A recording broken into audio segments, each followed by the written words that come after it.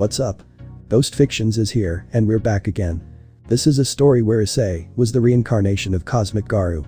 But before we start, please consider subscribe to the channel and give this video a like. Don't forget to check the description for more informations.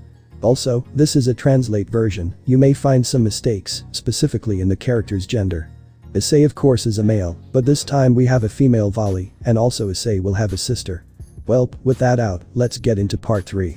The day was Saturday and it was already a new day for the city of Kuo. The sun is shining, the birds are singing, and the wind is blowing in a relaxing way.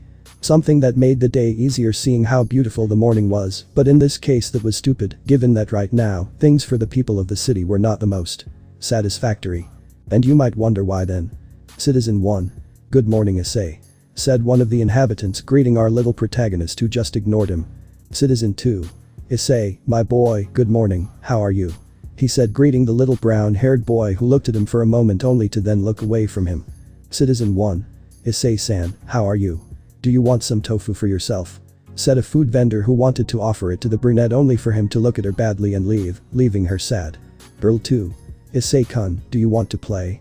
Said one of the girls in the playground who wanted to offer the brown-haired boy to play with them, but he with a penetrating and hostile look made her scared, reminding her of the same look that the brown-haired boy gave them in his previous life. Yes, let's say that the people of the city tried to have a relationship of trust with the brown-haired boy with white locks, which was impossible for them, since Issei ignored them or rejected them with his gaze. Despite being a child of only 8 years old, he could tear them all to pieces and even scare people because of his fighting instinct and violent aura that he transmitted.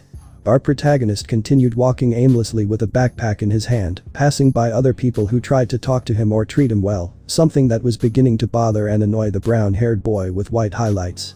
First, everyone treated him like an outcast, and then magically, everyone now treated him like a normal human being. What the hell was going on? Was what the boy was asking himself in his mind.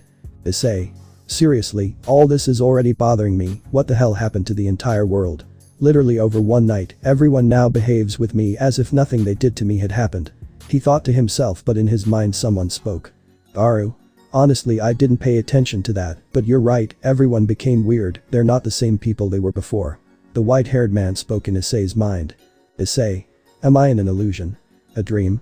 Or are these people not the true inhabitants of Kuo? The brown-haired man questioned himself, coming to think of very ridiculous ideas regarding the behavior of the people around him. Garou. Kid, first you are not in a dream, second none of these people are fake, they are all ordinary, and third you are not in an illusion either. Remember that thanks to training, your perception of the environment is more improved and that you are just a drooling brat. He said without almost a hint of importance and insulting the brown-haired boy a little, who ended up showing a vein on his forehead. Issei. I let the insult pass since I have enough with the fact of having to go through all this, for the moment, I'll go get something to eat, let's see what I eat. He said to cut communication with his sensei and brother to look for where to eat. However, his search didn't last long when he saw a food stall that he hadn't seen before and that he barely noticed. Issei. How strange, I don't remember this being here, is it new or what? He wondered while looking at the place, but then a delicious smell reached his nose. It smells good, well, I have nowhere else to go, so now that's it. He said and then entered the food stand and sat down waiting for someone to serve him. A few moments passed until someone appeared. Oh wow, we already have a client, that's great, it seems that our first day will be good. Said a man who ended up calling attention of Issei. Issei. Hello, are you the owner of this restaurant? I speak a little seriously but still in place. That's right, young man, let me introduce myself. My name is Tucci, I am the owner and chef of this restaurant, Ichiraku's restaurant. Said the man, introducing himself as Tucci. Issei. I see, it doesn't seem like you're from here, right, since I don't remember this restaurant being here before. He spoke to the man who responded with a smile. Tucci. In fact you are right young man, in reality, we are not from Kuo, we come from Hiroshima, we came to this city for economic reasons, with the hope of being able to have a better life, we have only settled in a few days ago, unfortunately we have not had any clients yet, at least until you arrived. The man explained to the brown-haired man who already understood everything. Issei. So I'm your first customer, well, in any case, I'd like to eat something, what do you serve here? I asked Tucci who was glad that I could ask. Tucci. Oh young man, we have variety, we are generally a food stand that serves ramen, but we started to prepare more variety of noodles that can be good for others in the mornings, that is, breakfast varieties, look.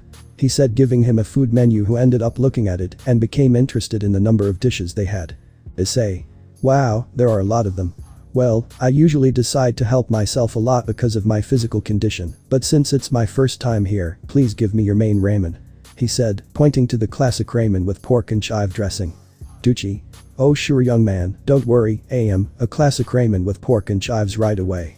Wait for me here young man, your order won't be long," he said to leave the brown-haired boy confused about who he yelled at. Issei. His wife or some other relative? He questioned himself for a moment but decided to leave it aside to wait for his order. About 10 more minutes later.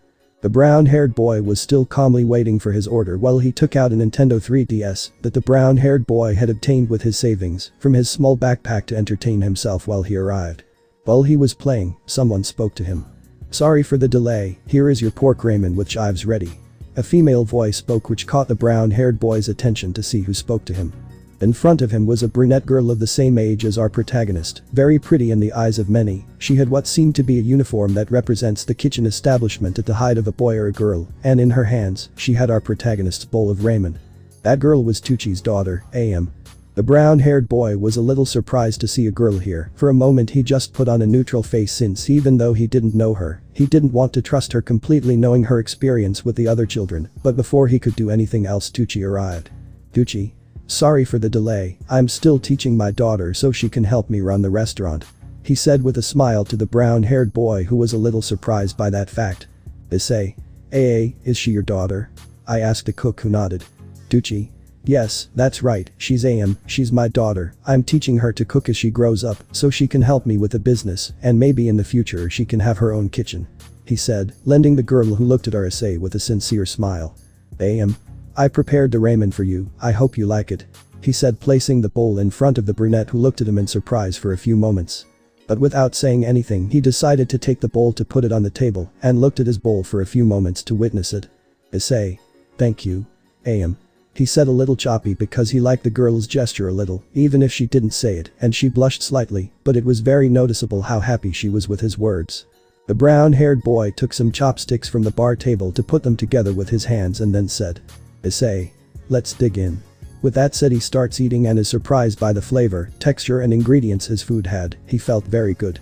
"It's delicious," he said to increase the speed of his eating.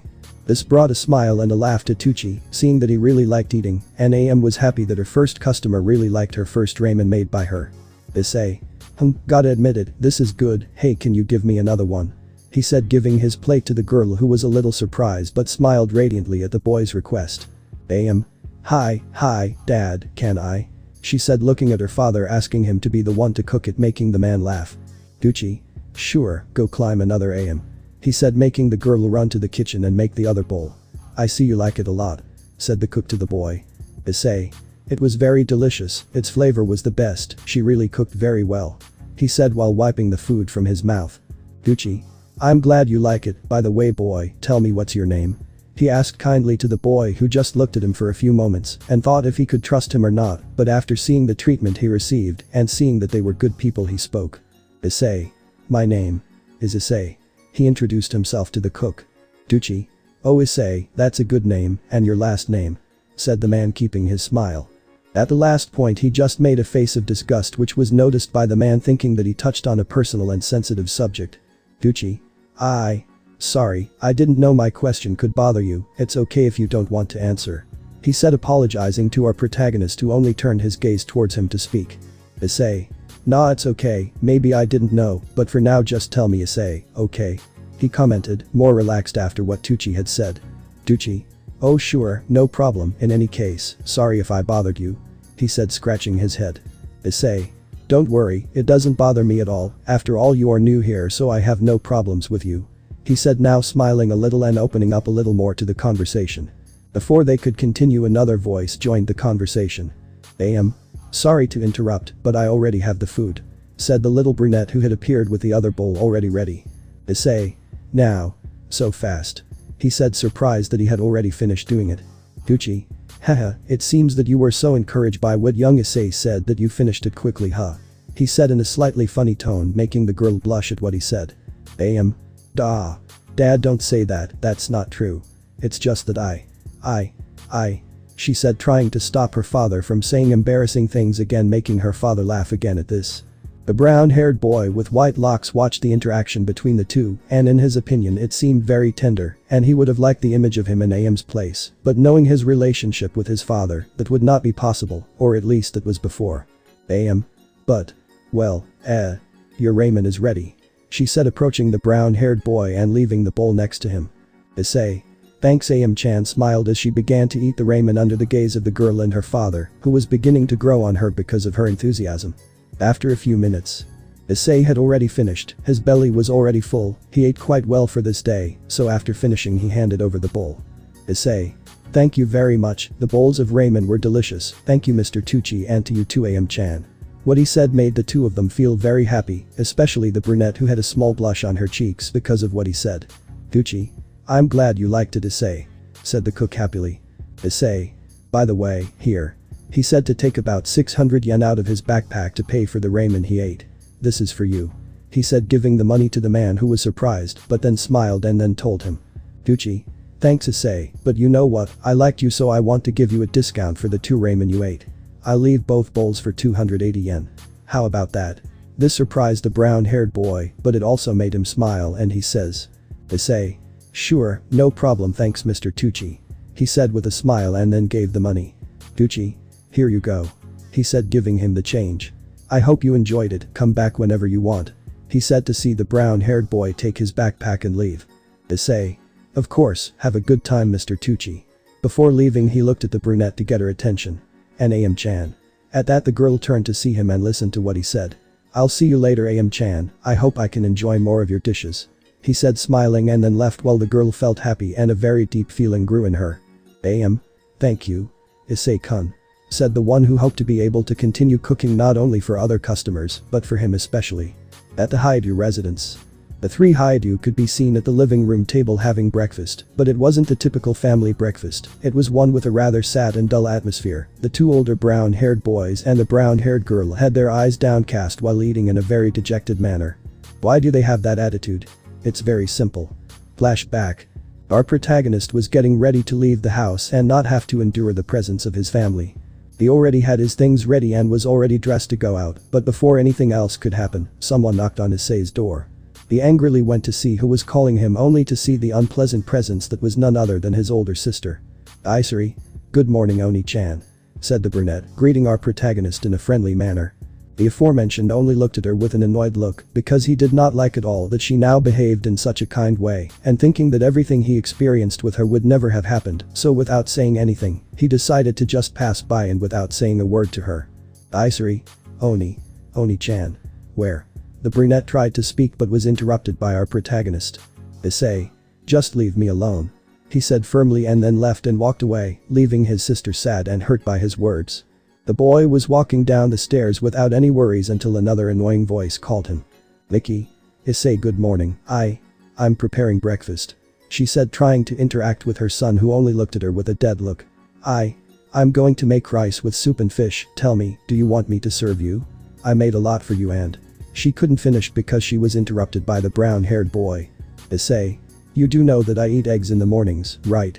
The brunette asked seriously, leaving the mother silent. If you say you are my mother, you should know that, right? He said, raising his eyebrow. Mickey. Issei. The woman tried to speak, but our protagonist interrupts her first. Issei. How do you claim to be my mother if you don't know something so basic about me? I'm leaving this dump. He said to leave, but was stopped by his father, who took him by the shoulder, and the brown-haired boy only moved his eyes back to look at him. Garou. Issei, just. We want to have breakfast with you as a family. She said, trying to convince him. But what happened when he touched it was that our little brown-haired boy took one of his fingers and twisted it to the point where he almost bent it, while the older brown-haired boy knelt down in pain and was then pushed back by our protagonist, who looked at him with an indifferent look. Issei. I'm leaving. He gave a dry answer and then left the house, leaving the Hyoudou quite hurt and sad. So the 3 of them joined together to have breakfast, their spirits down and accompanied by tears of sadness. End of flashback. Isary. So. How was your day? She said while playing a little with her food. Mickey. What do you think? He replied, looking unwillingly at his now unwanted daughter. Garou. He almost bent my finger, where did he learn that? As far as I remember, he wasn't that strong at this age, and he didn't know how to defend himself yet either. He questioned himself while rubbing the index finger that Issei grabbed. Isary. This may be another of the changes that the multiverse god mentioned to us before coming. This caught the attention of the two older brown-haired men who turned to look at her. Mickey? What do you mean? I asked the little brunette. Isary. Well, remember that he told us that there would be more changes in our original timeline. Apart from the fact that my Oni-chan has that attitude towards us, I would say that he is possibly training with his master, the one they told us about. He said, remembering part of my conversation with them. Garou. Wait, you're saying that here he met that Garou guy whose reincarnation Issei is? The older brown-haired boy questioned himself at the idea. Mickey? That may be true, because otherwise how would he have that strength at a young age, especially being an 8-year-old boy at this time? Commented the older brunette. Isary. Although I wonder, what are Oni-chan's capabilities at this moment? Well, I don't think he has all his power right now, right? I commented in doubt. Garou. I honestly don't know, because as far as I remember, Issei was stronger than all the factions together, but that was some time later when Issei was betrayed and abandoned to his fate. He said, remembering. Isary. Well, we don't know if that's true, but if so, Issei could already be stronger than all of us together, because even if he was in his base state he was quite strong. Don't you remember how he tore us apart and fought against many of the Alliance troops, even without showing his full power? The brunette commented, remembering how Issei destroyed the factions and their people without having to resort to his forms yet. This made them have painful memories of the past, remembering how the youngest son of the Hyoudou slaughtered everyone left and right, leaving no one alive, and all because everything that happened was his fault. They had created their monster, their executioner, their destroyer, their own absolute evil. Mickey? Yes, I remember, and honestly, we were complete idiots, even if we got back together. I don't know if I have the right to call myself Issei's mother now, because I don't even know what he likes to have for breakfast, since the classic breakfast he made as a family was everyone's favorite, but it turns out it wasn't Issei's. She said, depressed as the negative feelings came back to her. Garou. And I'm not even in a position to speak to him with authority like every father does, because even trying to keep things in order, I almost lost my finger and possibly my hand. He said while imagining not having his hand anymore. Isary. To tell the truth, I am the one who has the least privilege and the right to say that I am his Oni-chan, after everything I did. The brunette would say, who was about to cry. Mickey. And with everything you caused, I don't understand how Issei-sama didn't send you to the same hole as that useless Isaac. She would say angrily while now eating. Garou. You were lucky to be given the chance to save yourself, but don't think you'll have the slightest chance to go with Issei, because you won't. I would say, leaving the subject for the moment. Isary just stayed quiet and just started eating, without contradicting her parents, because she no longer had anything to defend herself from anything, and she thought. Isary. So this was what the other Isseis from the other universes felt. It definitely hurts. The girl thought, already understanding how it felt to be in her brother's place and the versions of him in other universes. Returning to our Issei. Issei was walking through the streets of the city thinking about what he should do today. Issei. Maybe it would be good if I trained a little, to kill time, and then maybe I'll go see the arcade. He said as he walked past a park until he heard something. Look at that girl, her eyes are horrible. Was the voice of a child who seemed to be making fun of someone. Hey, you, what's wrong with your eyes? Said another boy who was also making fun of a girl in front of him.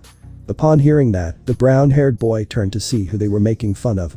Our protagonist visualized a girl who was about his age. She had long black hair, she was dressed in a red sweatshirt, and on top, she had a black jacket with fur for the cold. She was wearing black shorts, her legs seemed to have bandages, and her eyes had a black sclera. Shut up, leave me alone or I'll kick your butts. She would say in a basic fighting pose. Child 1. Hahaha, don't make me laugh, there are more of us than you, what could a useless person like you do against us? One of the children would say arrogantly, supported by the other children. You'll see. He said to hit one of the children, which the others did not like at all. Boy 2. Damn, now you'll see. He said as he lunged at the girl, who in one swift move grabbed the boy's arm and then hit him in the face. The others went against her as best they could, but they were having a hard time doing so. Despite her age, the girl was more skilled. However, the girl was also at a clear disadvantage, since the children she faced were stronger and more numerous, around 6 in total, and she had not yet learned how to deal with a group as a whole. When the girl was not looking, one of the boys hit her on the back of the neck, causing her to fall. Boy 3. Ha, take that, stupid, now you'll see. He said as he started kicking the girl while she was on the ground. Followed by the other children who also kicked her while the girl held on as best she could. Boy 4. Ha ha, what happened? Weren't you really rude? Said another boy while continuing to kick her. Shut up. Ah. You fuck. He said in pain upon receiving a kick in his stomach. When they were about to continue, suddenly our protagonist speaks. Issei. This is definitely fucked, you know. At the brown-haired boy's voice, the children who were hitting the girl turned around to see him. Boy 1. And who are you? Get out of here if you don't want to end up like this girl. He said, threatening the brown-haired boy who looked at him bored. Issei. From what I see, you're not from the city either. No wonder I didn't recognize your faces. It was noticeable that you're a spoiled and arrogant fucker at first glance. He said in a monotonous and bored tone. Well, what the brown-haired boy said fell well to the children. Boy 2. Why you? Who do you think you are? You're going to see where you're supposed to be. He said, trying to hit the brown-haired boy. But he stopped him with a single finger and then spoke. Issei. Let it be known that you gave the first attack. He said and then hit the boy in the face, sending him flying to the other side of the park. The blow was not that strong, but it was enough to render the child unconscious.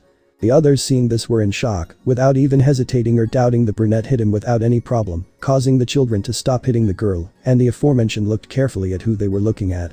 Child 1. You. Damn you, how dare you? He said, and now he started to hit the brown-haired boy. But with just one vertical kick straight to the chin, it was enough to knock out the child they wanted to hit, which caused him to also stay in the air and fall right behind the group of children who froze when they saw what the brown-haired boy did again. Our protagonist, after seeing the other boy knocked out, looked at the group that still surrounded the girl, only to give them a very dark and sinister smile. Issei. Anyone else want some? He asked in a frightening manner to the other children who ended up urinating in fear. Child 4. Monster. He said with a pale face, sweating profusely just like the other children. Issei. Fuck off. He exclaimed now with a raised voice, making everyone run, although not leaving his friends completely knocked out. A moment passed and then only the girl and our protagonist remained, who changed his gaze again to a neutral one and without many emotions. They spent a while in silence only for it to be broken by the brunette. Hey. Thanks for helping me a little. She said a little shyly because the girl looked at the brown-haired boy from head to toe, and in her opinion, he seemed between cute and handsome. Issei. Hey you. Who are you or what's your name? Since like them, I don't remember your face anywhere I've seen before in the city. He commented seriously to the girl who regained her senses a little after staring non-stop at the brown-haired boy with white highlights. Oh me? Right, my name is Carla Kura, and what is your name? The brunette asked kindly. The brown-haired boy just stared at her in silence for a while, then closed his eyes, sighed, and spoke. Issei, just Issei, was the answer he gave with a dry tone and without much importance. Carla. Issei, it's a nice name. The girl said with a smile. Issei. And as for what you said, I didn't save you willingly. Only because it seemed unfair to me that they fought 5 against 1, knowing that their opponent, despite knowing how to fight, is still very inexperienced to deal with several opponents at once. He said with disinterest and wanting to leave. But Carla had spoken to say. Carla. Do you know how to fight? She asked innocently to the brown-haired boy who just looked at her. Issei. Yes, I know how to fight. Why? I asked and then saw the girl get up and ask him. Carla. Would you have a fight with me? She said with a smile, leaving the brown-haired boy a little confused. Issei. What did you say? He asked a little confused at the request of the girl who looked at him the same. Carla. I asked, would you have a fight with me? She said, still smiling, while our protagonist was a little surprised by such a request. Issei. Why fight against me? I don't know you and I don't trust you much, besides you noticed that knocking out those brats wasn't a problem for me. The boy said seriously. Carla. That's right, since I saw you give them those blows, I knew you were very strong, that's why I want to fight you, and maybe see if you can be what I most desire. She commented with emotion and thought to herself even though she had a little blush. Issei. I'm not interested in fighting you, and if that were the case you wouldn't come out at all. Before she could finish, she quickly dodges a surprise blow that was going straight towards the brown-haired boy. But what the fuck? He said to dodge more blows from the girl. Carla. Don't get distracted. She said to give a quick combo of punches and kicks to the face and body region of the protagonist. While Issei just smoothly dodged the girl's attacks and sometimes just deflected the attack she sent his way, but in his mind he was questioning himself. Issei. She's quite fast, she doesn't want to give me the chance to defend myself, and her attacks are precise and coordinated, but… He thought and then gave a circular kick to the girl's legs, causing her to just fall. She doesn't have much defense in her legs. Then he proceeds to shake the dirt off his arms. Carla. Oh, I didn't see that coming. She paused for a bit, touching her butt after having fallen down. Before he could continue, he saw the boy looking at him with a frown. The girl, without paying much attention to that look, smiles and asks. Carla. So, how did I do? She asked, smiling radiantly while the boy just sighed heavily. Issei. I would say that you have skill, but you focus so much on attacking me that you do not decide to protect yourself in areas where you can be attacked, like your legs. You use kicks, it is noticeable, but you use your arms more than your legs, and your reflexes are still very questionable, so you are still far from being able to reach a considerable level in a fight. He said seriously and giving in detail the defects and weaknesses that his fighting style had, as well as recognizing the girl's skill in part. The aforementioned only listened to what the brown-haired man said. She really needed to improve her skills. The good thing is that she has a lot of time for it, but an idea occurred to her. Carla. Hey, what if we train together? She said with more emotion and making our protagonist feel annoyed by her attitude. Issei. I'm not interested in training anyone, besides if you have those skills it's because someone else is training you, so it's a waste of my time that I have to be with you just because you want to improve your way of fighting. He said seriously and sharply. Carla. Oh come on, don't be mean, we can help each other. I can teach you very good things for your way of fighting, just as you can teach me something that you know. She said with a small pout and looking at him in a comical way, making a small drop of sweat come out of the boy because of the girl's attitude. Issei. What can you teach me if you're just a girl? I questioned with an eyebrow raised in doubt. Carla. I can teach you my family's techniques. She spoke with encouragement while Issei looked at her with doubt. Issei. From your family? The boy spoke confused. Carla. Yes, in fact, my family is more than you can imagine, and there is something I would like to tell you. She said with a noticeable blush. Issei. Ugh, and what is it? He said, already tired and wanting to leave. Carla. Since I lost to you, now you and I are. She couldn't finish because an explosion was caused near where the two children were. This put Issei and Carla on alert. Carla. What was that? She said surprised. Issei. I don't know, you get out of here, I'll go see what that was. The boy said seriously. Carla. What? Wait is. She didn't finish when she saw that the brown-haired boy left at a considerable speed, thus leaving the girl quite worried where, without paying attention to Issei's words, she goes directly to where Issei goes. At the Hyoudou residence, minutes before. After the family finished breakfast there was not much to say about it. The truth is, the home environment was not at all the classic family and calm atmosphere they had before.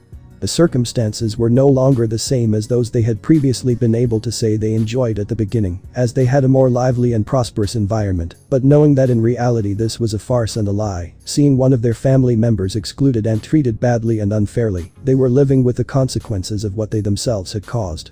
Things are totally different now. The atmosphere in the house was uncomfortable, being in the presence of one of the people who harmed their son brother on one side and the other, plus knowing that the main author of said misfortunes and family breakup was still living with them, in addition to the other failed abortion that was erased from existence.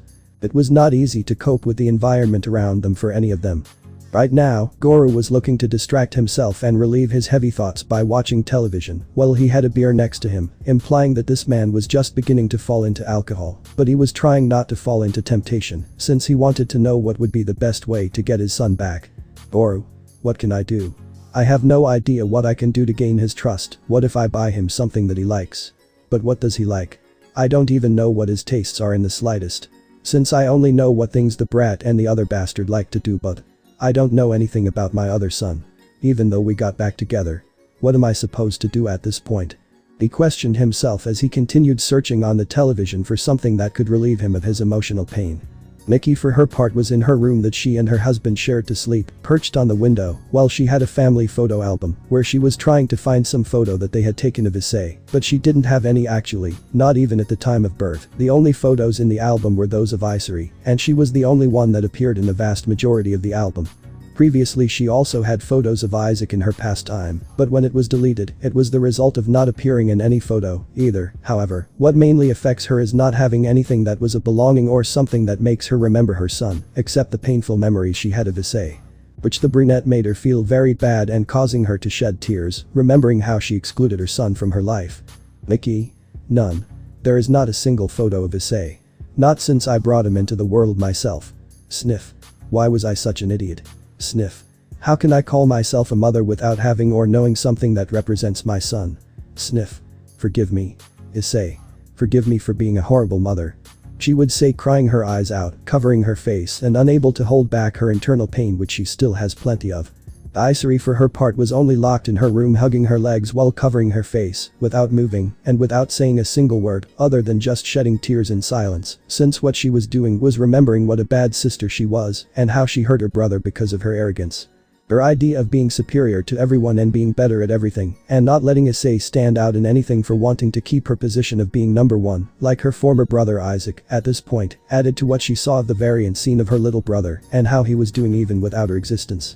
Her dreams and goals now seemed useless to her, in addition to the fact that her chances of fitting into the world were very low, since adding to the fact that the entire city returned, she did not believe that she now had the same opportunities as before.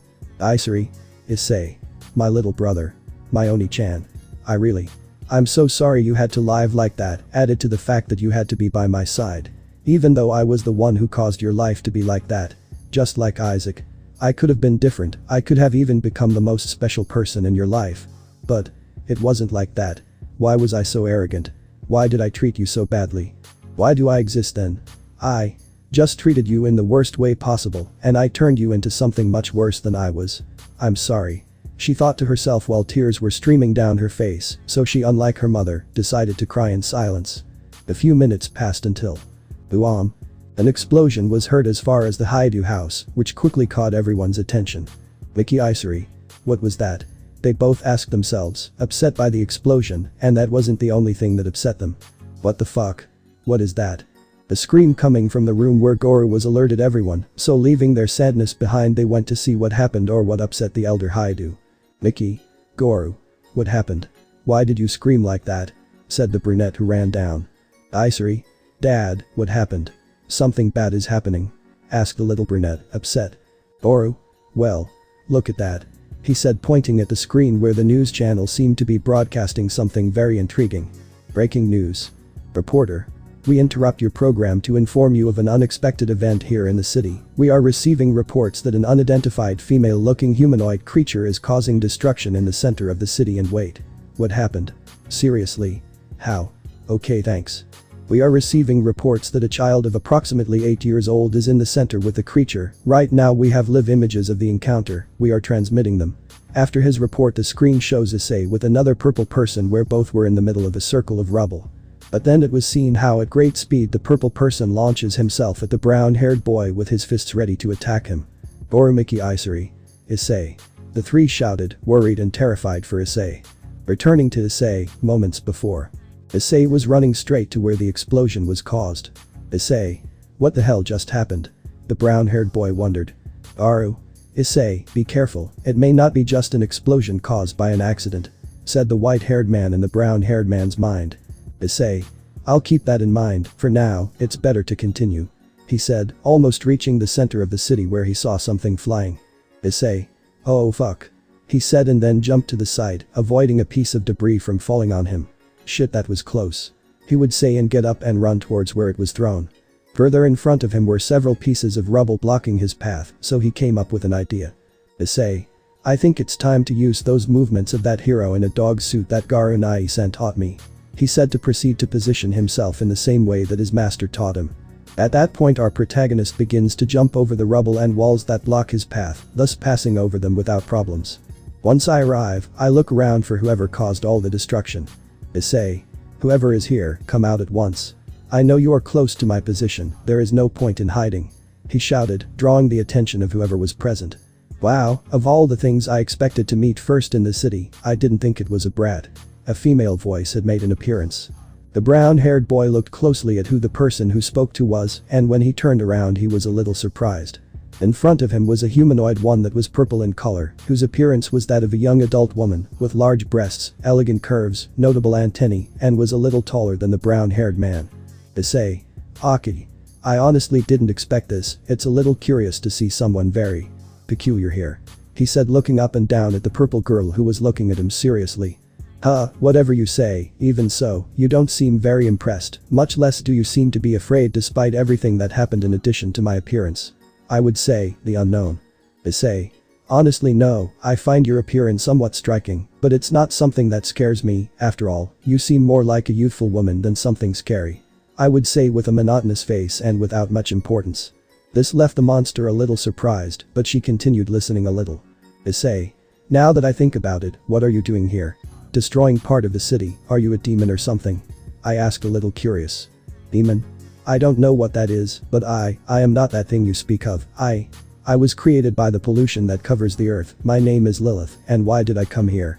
It's simple, it's to destroy this city along with its inhabitants and free the planet from the human plague, since the earth is a living organism and you humans are the bacteria that cause diseases, devouring its life force. Therefore, to eradicate that disease I was created to guarantee said mission and thus bring greater health to the earth itself.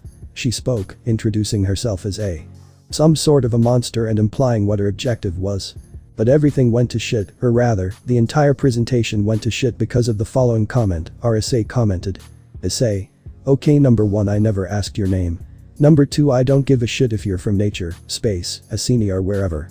And number 3, that goal really sounds pretty stupid in my opinion, because even if humanity becomes extinct sooner or later the planet will suffer from some event that ends up destroying it, or some other entity that comes from beyond this world comes to colonize it and maybe make it even worse than what humanity did to Earth.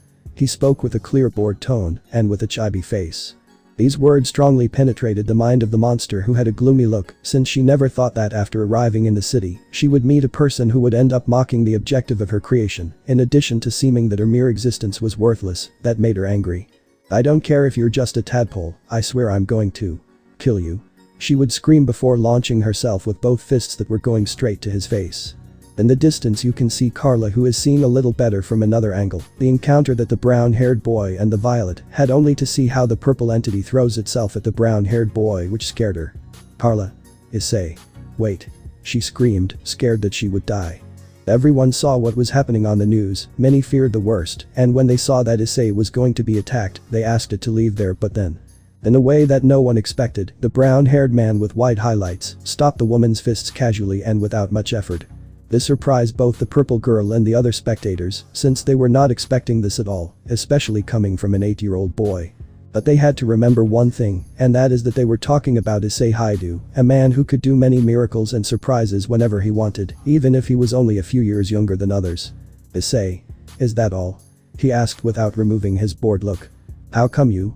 She couldn't finish speaking as she was thrown to one side and ended up crashing into the rubble. The girl gets up with a furious look and looks for Issei with her eyes, but he disappeared, and before she knew it, the boy was already behind her. At what point did you? She would say, distancing herself from the boy's speed. Issei. If you're done, can I go?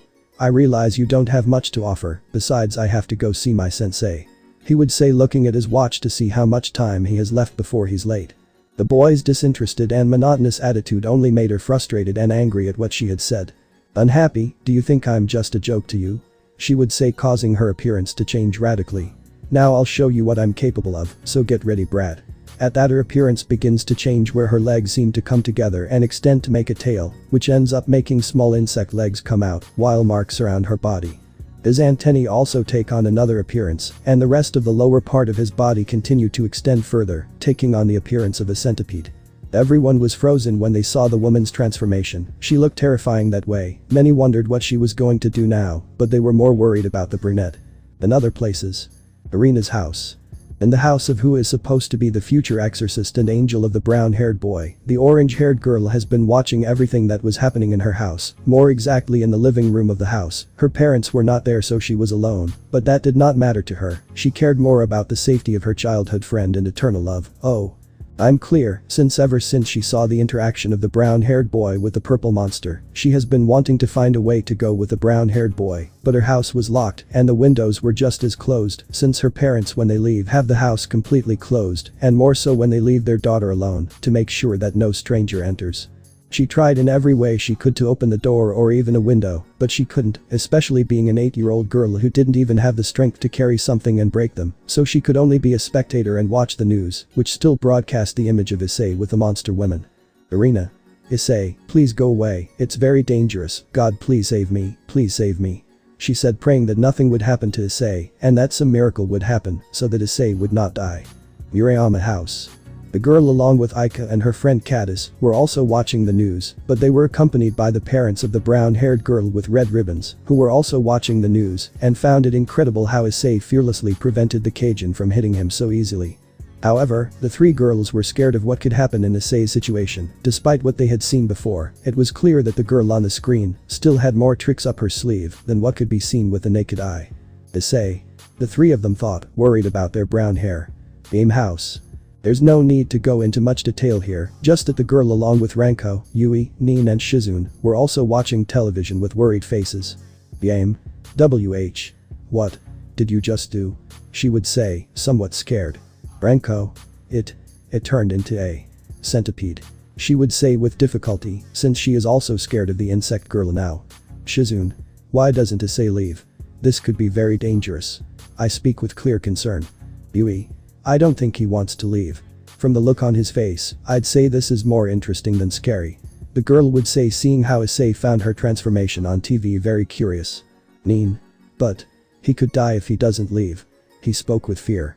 The others also thought the same as the pink-haired girl, so they just asked to limit themselves to watching and seeing the result of the meeting. Returning to Issei. Well, how about this? Did it scare you? Haha, do it well, I can do a lot more things than this, honestly. She would say arrogantly, waiting to see the brown-haired boy's reaction, but it was a bit contrary to what I expected. Issei. Not bad, although I expected something more striking. He gave his opinion but maintaining his serious face. The woman just stood there with a face of what? After seeing that not even the boy's expression changed in the slightest. You bastard. I'll show you that this isn't just for show. With that comment, the girl uses her tail to crush the brown-haired boy. The boy, without any fear, just dodged the tail to the side and then dodged another horizontal side tail attack by crouching. At one point, monster woman went straight to Issei to give several swipes with her claws, but she dodged them all anyway. The woman then sweeps her tail, throwing several pieces of debris at the protagonist, using Watchdog Man's movements to deflect or destroy the debris. At a surprising speed, the Cajun was back near the brown-haired boy, ready to land a punch to his face. Issei. Not bad. But now. Before the blow connected with the brown-haired boy's face. The powerful blow was given by our protagonist directly to the monster girl's abdominal box, causing her to spit out a lot of saliva and knock the air out of her. Issei. Now it's my turn. He said and then kicked the girl in the face, who flew a few meters from where she was before. Landing on the ground, Issei took a stance to shoot out at astonishing speed and arrived directly at where the dwelling fell. Erg. Shit. That hurt. She said, holding her stomach tightly and trying to catch her breath. In a moment it didn't hurt anymore and she saw Issei heading towards her. Oh, you won't take this. He hit the ground, causing several rocks to form a row towards Issei to hurt it. Issei. So that's how we go, eh? Well, if we do it. Issei increases his speed further and then thinks. I know it might not work since my body is smaller, using this technique requires a lot of strength, but he who does not risk, does not win. And that Issei puts his arms in an X shape as if he were protecting himself, but apart from that he accelerates his speed in an incredible way, where then an invisible shield is formed in front of Issei, where the same rocks that were going to him break due to his high speed attack. What the fuck? She said, stupefied. Issei. Tank. Top. Tackle. He shouted the name of the muscular hero's technique, which sent the monster woman flying again, in addition to receiving more damage from the attack technique she received. Issei. Amazing, it really worked for me, although it really wears out my muscles a little more.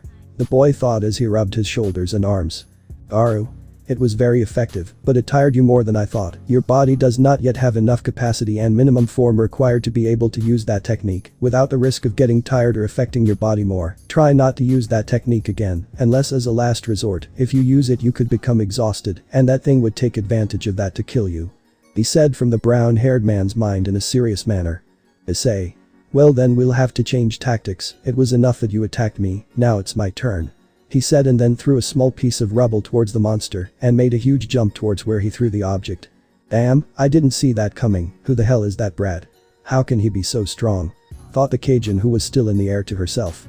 But her thoughts didn't last long when she saw that something was thrown towards her and she saw that it was one of the rubble from the place. The strangest thing is that it didn't hit her, but then something quickly landed and positioned itself on the piece of debris from the pavement. And it was none other than Issei, who, using what he threw into the air, takes momentum to go straight towards her and put his feet together, indicating that he was going to kick her. What the fuck? The purple Cajun received the double kick full in the face, causing her to fall to the ground with force, receiving more damage than before. The girl gets up with difficulty, returning to her normal form because she could no longer be in the centipede transformation due to the pain she felt throughout her body. While the brown-haired man lands safely on the ground looking at the almost dying girl crawling on the ground. Issei. Was that all or do you want more? He said with a slight smile and some superiority. Everyone watching the fight had their jaws open as wide as they could see. They saw the brown-haired boy fight against the monster women in a way that was unreal to them, since it didn't seem logical to some that an 8-year-old boy had such strength in addition to incredible abilities that no one thought he would have.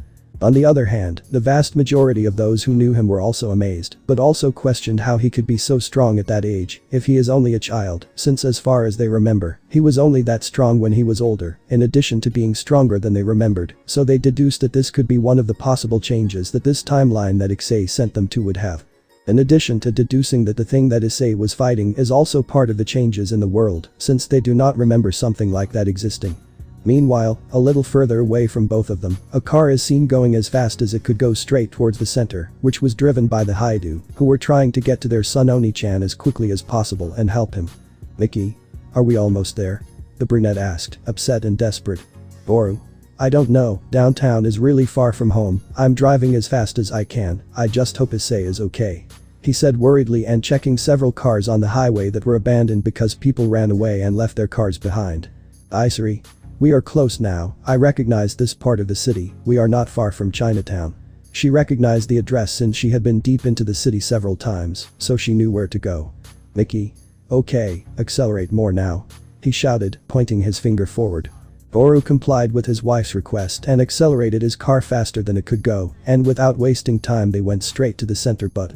Isary? Goat. She shouted, seeing that there was a goat in the middle of the street in front of her. The goat hears the car and freezes with fear. Ah. In a desperate move to evade the goat, Garou turns left, avoiding hitting the animal. Unfortunately, doing so sends the car crashing into a nearby restaurant where it ends up going through the wall, damaging part of the car and rendering it useless for now. Mickey? Where the fuck did a goat come from in the middle of the street? She would say, upset because they almost died because of a goat. Garou? I don't know, but now the car is not working because of the crash. I tried to start the car, but all I could hear was the sound of the broken engine. Isary? Great, it couldn't get any worse, right? She said complaining for a moment. Poo off. The airbag suddenly went off, hitting all three of them directly in their faces. Although they worked as an emergency method, they didn't expect it and felt more like a tap on their face. Mickey, Garou. You had to talk. They spoke with difficulty because it hurt them when the airbags hit them full force. Isary? I'll shut up now. He said with resignation. Returning with Issei. He approached slowly and without concern the Cajun who was very injured and trying to recover. Son of a bitch. How can you be so strong? She asked with internal pain and holding her stomach. Issei. Well, I just train every day, there's not much of a secret to that. He said in a bored tone and without giving much importance to the subject. But that's impossible. How can a human have that strength? And even more so being a brat like you? She said with many questions in her head about how he had such power. Issei. I don't know, maybe because I was born that way, you never know. He shrugged his shoulders and pretended he didn't know anything. Are you really that disinterested and cold? You've got me fed up with that attitude. From the way I see it, I'll have to be much more serious with you, so get ready, I'm going to use my most powerful form. At that she gets up and starts changing shape again. In addition to changing his appearance, it was noticeable at first glance that the aura he gave off, added to his killing instinct, was enough to leave everyone terrified, and they knew that something bad was going to happen. In the distance you can see Carla who had watched the entire fight from the front row because she was worried about Issei, and while she was also worried like the others, she ended up surprised and excited by the brunette skills, which she liked since she had a taste for strong guys, but none of them caught her attention as much as Issei did. Because she never met any guy in the world who was so strong from an early age. However, after seeing that the purple girl was turning into something that she herself didn't know she would be, she became terrified of what would happen to the brown-haired boy. Carla. Issei. Be careful. She spoke with a voice filled with fear and concern for him being that in the future, she wants him as her husband. Returning to Issei, he himself stood there with a serious look because he knew that the Cajun was going to show him something, and he wondered what would be the best way to counterattack and end this, until an idea occurred to him. Issei. Hey bro, do you remember what the name of that super powerful hero you told me about was? He could defeat his enemies with one blow. He spoke to the white-haired man from his mind. Garou? Are you talking about Saitama? Yes, I remember, what's up with that? He commented while in his mind he was doing push-ups and watching MCU, Marvel Cinematic Universe, more specifically the Avengers Infinity War movie on a flat screen, since Issei showed him several movies to pass the time while he was in his head, so he wouldn't get bored. Where do I get that from? I don't even have an answer. Issei. Well, do you think I can use one of his moves? I mean, you copied it once. He said, revealing his idea, which stopped him from exercising and pausing the movie, since he knew where this was going. Garou. Issei, you're not even ready to use that yet. Besides, unlike him, you've only trained the same way as him for at least a year and a half. Do you think it will work if you try it now? I question, knowing that strength is not something that is easily achieved. Issei. It may be, but I would say that right now it is my best card. Also, during that training I felt like my body was breaking into pieces. I don't think I have all the strength that guy has right now, or at least the necessary equivalent, but it's worth trying. I know that I haven't broken my limiter yet, but it's time to highlight the fruit of my efforts, don't you think? At what the boy said, the white-haired man just closed his eyes and sighed. Garou. Very well, Issei, but once you do it, who knows what kind of effects it will have on your body when you do it, because Saitama had already broken every limit in his physique that he had, and there are no longer any consequences for having broken it, but you, nobody knows what can happen. He warned the brown-haired boy. Issei. Okay, let's do it, wish me luck. Leaving his brother from his mental space, he continued to watch the rest of the transformation. Ah, you lit. Ah. The girl's appearance changed more and more noticeably. Her body turned a dark black, thick gargoyle-like wings sprouted from her, as well as a tail. Her hair turned black, and her horns grew thicker, her claws grew larger, and the rest of her body was covered in what looked like scales. Haha, how about now? Now you're scared, right? This is my final form. In this form I am stronger than you can imagine. Now yes, you're going to die, brat. She would say, pointing her finger at the brown-haired boy who was just walking slowly towards her. Oh, are you coming closer to me so I can kill you easier? Have you already realized that I am more powerful than you, right? Ahahaha, good, this way you save me more from having to look for you too. She didn't finish because the brown-haired boy said and did something that nobody expected. Issei. Light. Punch. He hit the monster girl directly in the face, knocking her out, causing her to fall to the ground with a large bruise on her cheek as stars passed by in her head. The blow he gave was strong enough to knock her out. He wasn't looking to kill her, because he wanted to ask her a few things. Everyone's eyes almost fell out of their heads when they saw that, and their jaws dropped to the ground. Some of those who didn't know him just fell to the ground in shock, and others sweated until they were afraid of the boy's power. Carla had a what the fuck face because she never expected him to finish her off in one blow, but beyond the impression, she felt admiration and attraction to see everything he was capable of. That grandfather told her that women should have the strongest men, and for her, she found that man. At the houses of Irina, Murayama and Yame, they were so incredulous of what they saw. They never expected Issei to have such enormous strength as to knock out the Cajun, because they knew he would be strong, but they never thought that he was already strong at the age he is. The one who had the most knowledge of the strength that Issei had was Irina. Because she had had to fight against a brown-haired man when she was 17 years old, which the truth was useless, because she did not even reach the soles of his feet, although when she became an exorcist, she had to go through arduous training. She did not follow or aspire to more than her current state. Since all she did was go all the time to Isaac's side, and believing that with what they taught her, she would already be strong enough, which she is not, so now they had to be careful about how to address him, because if he has that strength at that age, it was a matter of time before he has all his power at its maximum as he had it in his past life. Issei was rubbing his shoulder along with his arm, because the light punch he gave, although it could be said to be the punch with the lowest range or measure of damage, causes him a little pain when doing it, since even though he gained strength, he had to break his limiter so as not to present this kind of effects, no matter how painful it may be. Although he did or is doing Saitama's training regimen, accompanied by the training that Garou and his two teachers gave him, he cannot stop until said restriction on his body is broken, of course also making sure that he does not go bald. Right now the girl who had returned to normal, or rather to her base form since the blow caused her to detransform while her eyes were wide, approaches. Issei. Well, it's over. I admit that he has potential, but he's still not strong enough.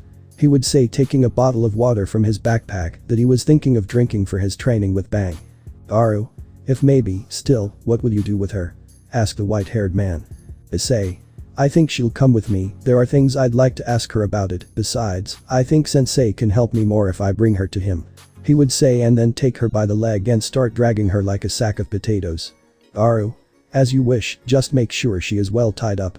He spoke to return to his movie and exercise routine. Issei. I'll do that. He said to leave, but noticed that there were cameras and reporters near where he was, and they wanted to ask him questions. "Og shit, unwanted people are coming, well it's time to leave another way." He said to throw the girl into a closed alley and being followed by him who also entered the alley. "Reporter." He went over there. He ran next to the cameraman who was following him to take pictures of the brown-haired boy next to the Cajun. Unfortunately for them, they were no longer there, leaving everyone very confused and quickly retreating to look for the boy they thought had gone somewhere else. But no one noticed a sewer entrance that was in the middle, and behind it, Issei was hanging from the ladder, while the girl was only held by the waist still unconscious. "Issei. That was easy." The brown-haired boy opened the manhole cover seeing that there was no one. "Well, I have nothing to worry about anymore." He said to leave, at least not before. "Carla." "Issei." The black-haired girl with black eyes appeared. "Issei. It was too good to be true, what are you doing here?" Issei asked. "Carla. I was looking for you, and I noticed how you went into the sewer, and so that they wouldn't find you, I hid behind the trash can and kept quiet. Plus, the fight you put up was amazing, worthy of my future husband," she said with a smile. "Issei. Thanks I guess. Wait. Your future? What?" he said dumbfounded. "Carla. Yes, I want you as my future husband," she said pointing at the brunette who had a face of disbelief. "Issei. Let's see. 1. I'm not interested in you at all. 2. We've barely seen each other. 3. Were you near the fight?" The brown-haired boy emphasized his points. "Carla.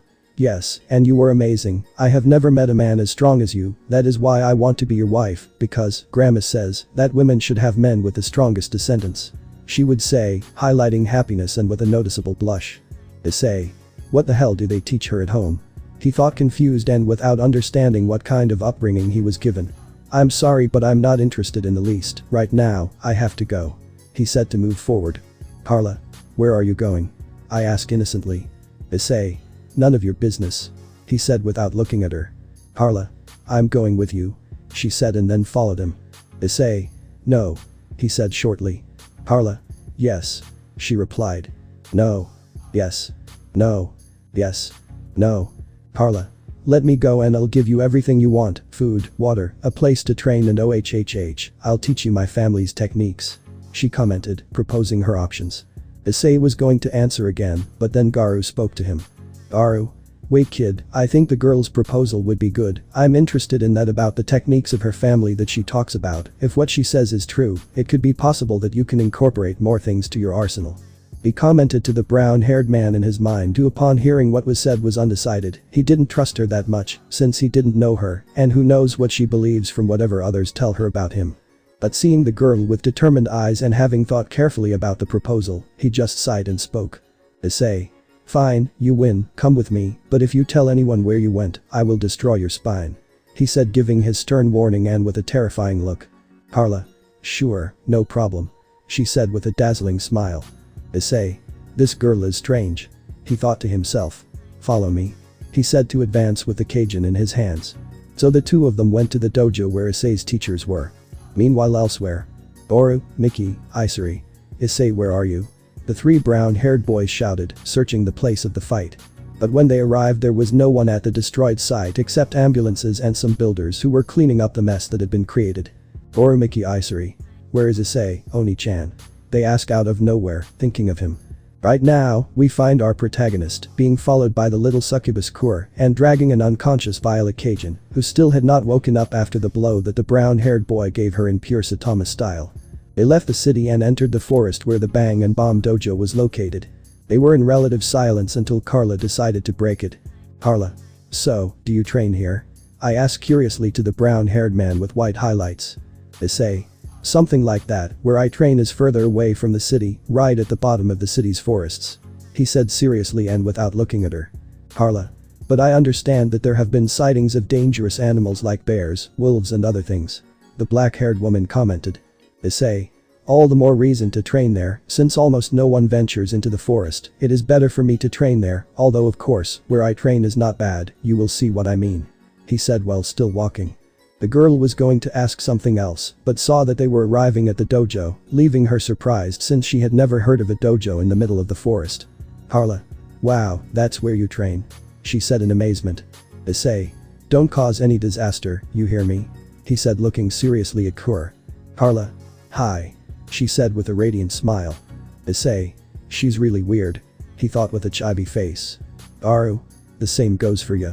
Said Garou inside our protagonist's mind. Issei. Speak for yourself. The brown-haired boy answered. Garou. Shut up, you fucking dwarf. He returned the insult. Issei. You don't shut me up, motherfucker. The boy defended himself. Garou. Who are you calling motherfucker? Ha. He said angrily, coming out of his ears due to the anger. Issei. You spoiled me, you slob. He said in a childish and mocking tone. He was going to continue but was interrupted. Carla. Issei, who are you talking to? She asked when she saw that the brown-haired boy seemed to be talking to himself. Issei. With no one, let's go to the dojo. He said to continue and feeling ashamed that she saw him fight. Carla. It's weird.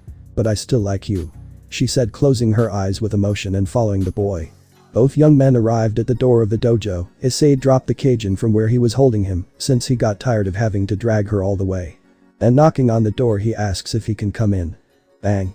Go ahead. Said the old man to see Issei. Ah, Issei, you've arrived, that's good, let's start with him. He didn't finish as he saw that his student was accompanied by a girl of his same age, leaving him surprised. Issei. Hello, Bang Sensei. He would say, looking away a little since he didn't want to imagine the scenario that would happen. Carla. Hello.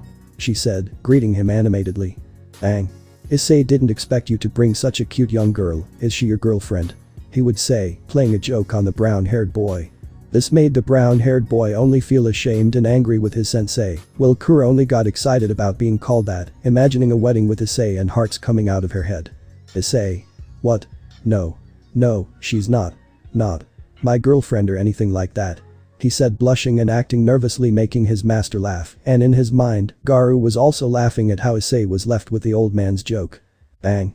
Okay, calm down, it's just a little joke, even so, I never thought you'd come with company, it's nice to meet you, little one, what's your name? He asked politely. Carla. It's a pleasure to meet you, sir, my name is Carla Kur. She said, bowing and saying her name. Bang opened his eyes a little and remembers the girl's last name, where he was very surprised to know who she was. Bang. So Kur, I never expected that a disciple of mine would meet a member of the Kur clan, the great assassin clan. He would say calmly, but the last thing he said left the brown-haired boy surprised. Issei. Assassin clan? Wait, sensei, do you know her? I asked incredulously. Bang.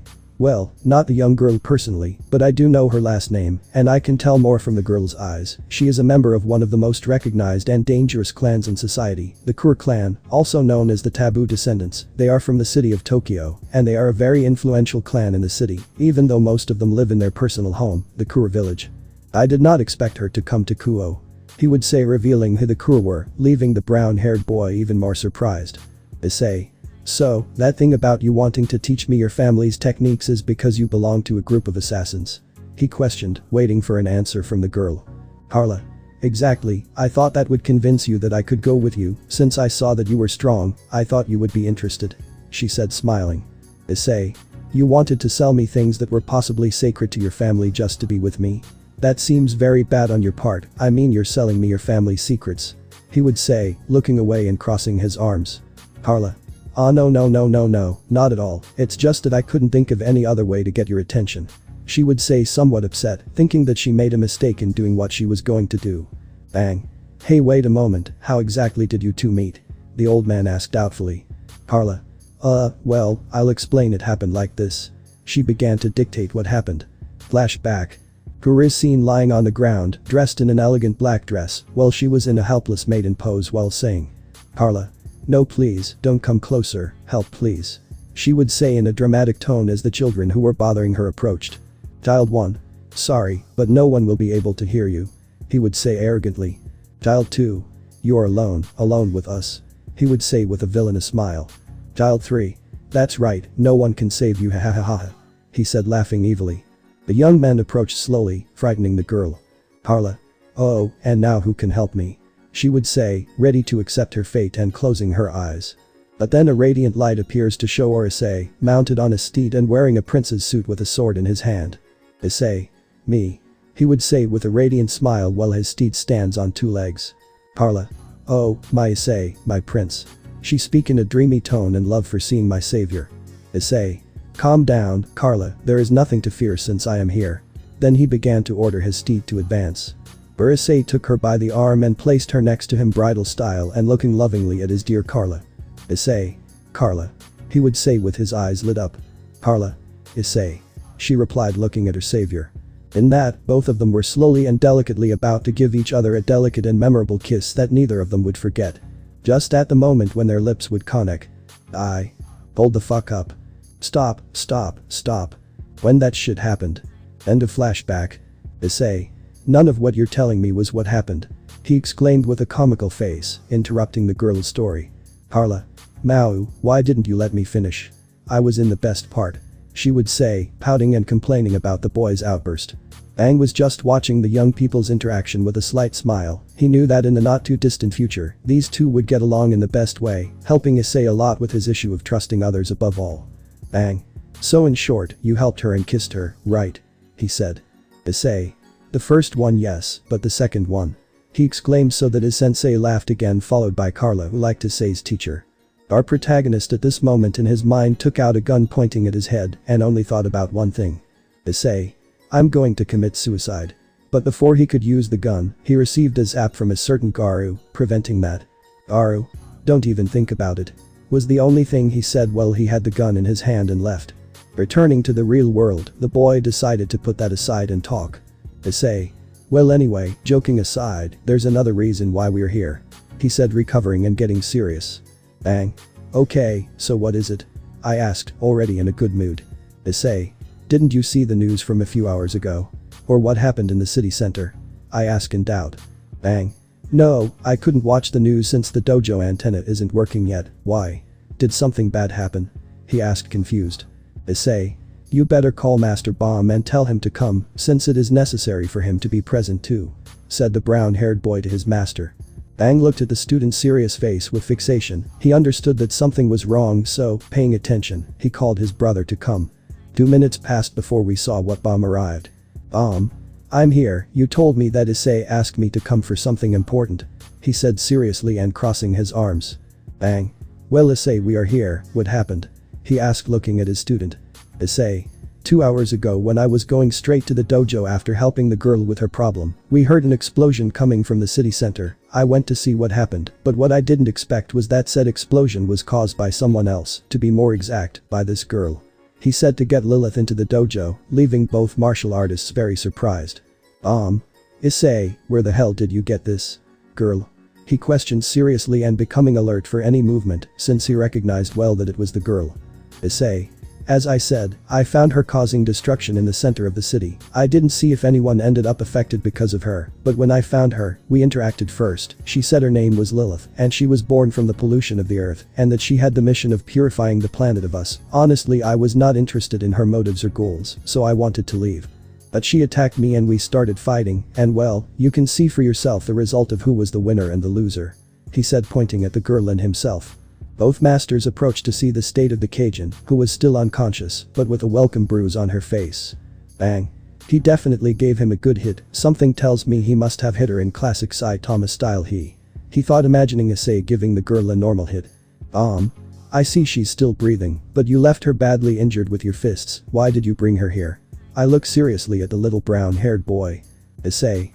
I needed to know more about her. I wasn't sure if she would be the only thing that could appear in the city, and I have this idea since it's rare that something like that happened today, and I thought that you could help me know something about her, was his response to his other master's brother. Aang decided to get up and close his eyes to speak. Aang. In fact, if we know what she really is. This surprised the boy and the girl by what she said. Issei. Really? The boy asked. The truth is, kid, that she is something we know as Cajuns. He said seriously to look at the purple monster. Issei, Carla. Cajun. They both questioned. Listen, what we're going to tell you is important, so we ask you not to tell anyone about this unless you can be trusted. We can tell you Issei since you're the closest to us, but we ask you, girl, not to tell anyone what you hear, not even your family, understood? He said looking at the girl who hesitated a little, but decided to accept the request. Aang. Well, you should know that Cajun or simply a monster is a term used to refer to creatures that terrorize people or that are a threat to the entire society, and depending on their level of threat, they are divided into different types and categories. Different. The old man explained a little. Issei. And what are those categories? I asked curiously. There are 6 in total. Various factors are taken into account when determining a disaster level. These factors include aggressiveness, difficulty of elimination, and combat prowess. Just because threats may encompass a great danger of destruction does not mean that their combat level is so adept as to compare to their supposed danger level. These levels can be assigned incorrectly. This can be due to monsters hiding their strength. Ignoring context-dependent factors such as suitability for the particular event or an individual defeating a Cajun without reporting their true level. Commented the semi-bald master. Bang. The categories range from minor threat to major threat, dividing in this order. Tier 1, lesser than wolf. A threat so weak that it is even below the wolf level, which is generally very rare to find. Category 2, wolf. A person or group that may pose a problem. Category 3, tiger. A danger that puts the lives of many people at risk, covering several neighborhoods or large areas of a city. Category 4, ogre. A danger that puts an entire city or its infrastructure at risk. Category 5, dragon. A danger that puts several cities at risk. And finally, Category 6, god. A danger that puts all of humanity at risk. These are the 6 categories that a Cajun can come to represent in society. Depending on the level that they have in the issues that we told you, their level of threat will be defined. This explanation shocked both boys who could barely assimilate it. Carla, you know a lot about this, have you already seen a Cajun? She asked, still impressed, but that question intrigued Issei more. Bang. Yes, we have seen them, but if we told you where they wouldn't believe us in the slightest. For the moment, Issei, since you told us that you were the one who defeated her, how would you categorize the girl according to what you saw? He questioned, looking at the brown-haired man. Issei. Well, given what I saw from her, I would say that she is somewhere in the middle of the tiger and ogre category, since she was able to attack many structures in the city, and it is more than likely that she possibly took some people from the buildings with her. He commented, giving his analysis according to the Cajun's abilities due to her fight. And you were able to defeat her? You surprise me, kid. He said in a calm tone but with a smile. Issei. Haha, it was nothing. I admit she has hidden talent, but if she wasn't so arrogant she could possibly have had a better duel. I speak remembering how her fight with her was, who in her personal opinion was very disappointing. Bang. That's fine, but tell me something, wasn't there anyone else with her? He asked seriously. Issei. No, she was the only one who showed up in the city. Why? Said the brown-haired boy curiously. Bang. Generally, only one Cajun usually appears per week or rarely during a certain time, but on the other hand, there may also be cases where there is more than one Cajun attack, not necessarily the same one but of several types, so you have to be alert for any attack. This left Issei and Carla somewhat worried at the idea. Carla. And. Exactly. Do you know when it could happen? She said, worried that her family could be affected. Bang. We don't really know, it could be in a week, it could be tomorrow or. He didn't finish because out of nowhere the ground shook just like dojo today. He said, seeing that the whole place was shaking. Birds flew away from the tremor and several animals became frightened and began to run. Carla. What's happening? She would say, agitated by the tremor. Issei. I don't know. What the hell is going on now? He would say, staggering due to how strong he was. Out of nowhere the tremor debuted out of nowhere. Issei. Did it stop? He said, confused. That's not normal, I don't think it's due to natural causes. The teacher would say seriously. At that point they hear a loud explosion in the distance, drawing the attention of everyone present. Issei. What was that? Asked the brown-haired boy. At that point they heard a phone notification ring, so they saw where it came from and saw that it came from Carla, who heard the notification. Carla. Oh sorry, it's from my cell phone, give me a moment. She said to check what it was about only to see some shocking news. Guys, the city is being attacked. Garou exclaimed, upset. This took everyone by surprise and they decided to see what it was about. In the notification, where there was also a video that was being broadcast live and in real time, they gave the news that some enormous creatures were coming out of the ground, creatures with an enormous appearance. They used what looked like abstract-looking mining masks and possessed great strength. This surprised the 4 of them quite a bit as they were not expecting this. Issei. What the hell are those things? He would ask, surprised. Bang. I don't know, but it would be better to investigate. Issei, stay here with Carla, and I will go take a closer look. The old man commented. Issei. Give me a better excuse than that. I know very well that you are going to fight against those things, but I will not let you do this alone. No matter how many years of experience you have, you need me for this. We do not know how many you will face. He said, getting ready to go with them. Issei, it's very dangerous for someone like you, you're still a minor, and you need to hone your skills. he exclaimed in an authoritative tone. Issei. It's not the first time I fight someone stronger than me, but I'm not going to let them have the rest of the fun. Besides, I have more skills and techniques from my other sensei for this situation. It's better to go more equipped than just us. You know well that I'm not wrong. He said, staring at both elders, who only sighed. He is definitely the reincarnation of your former disciple. Speaking while looking at his brother. Bang. Stubborn and hard-headed, they are made for each other. He said, seeing the similarities he had with Garou. In Issei's mind. Garou? Achoo, who the fuck is talking about me? If it was that fucking old man, I'll hit him even if I'm dead. He said, sneezing. In the real world. Bang.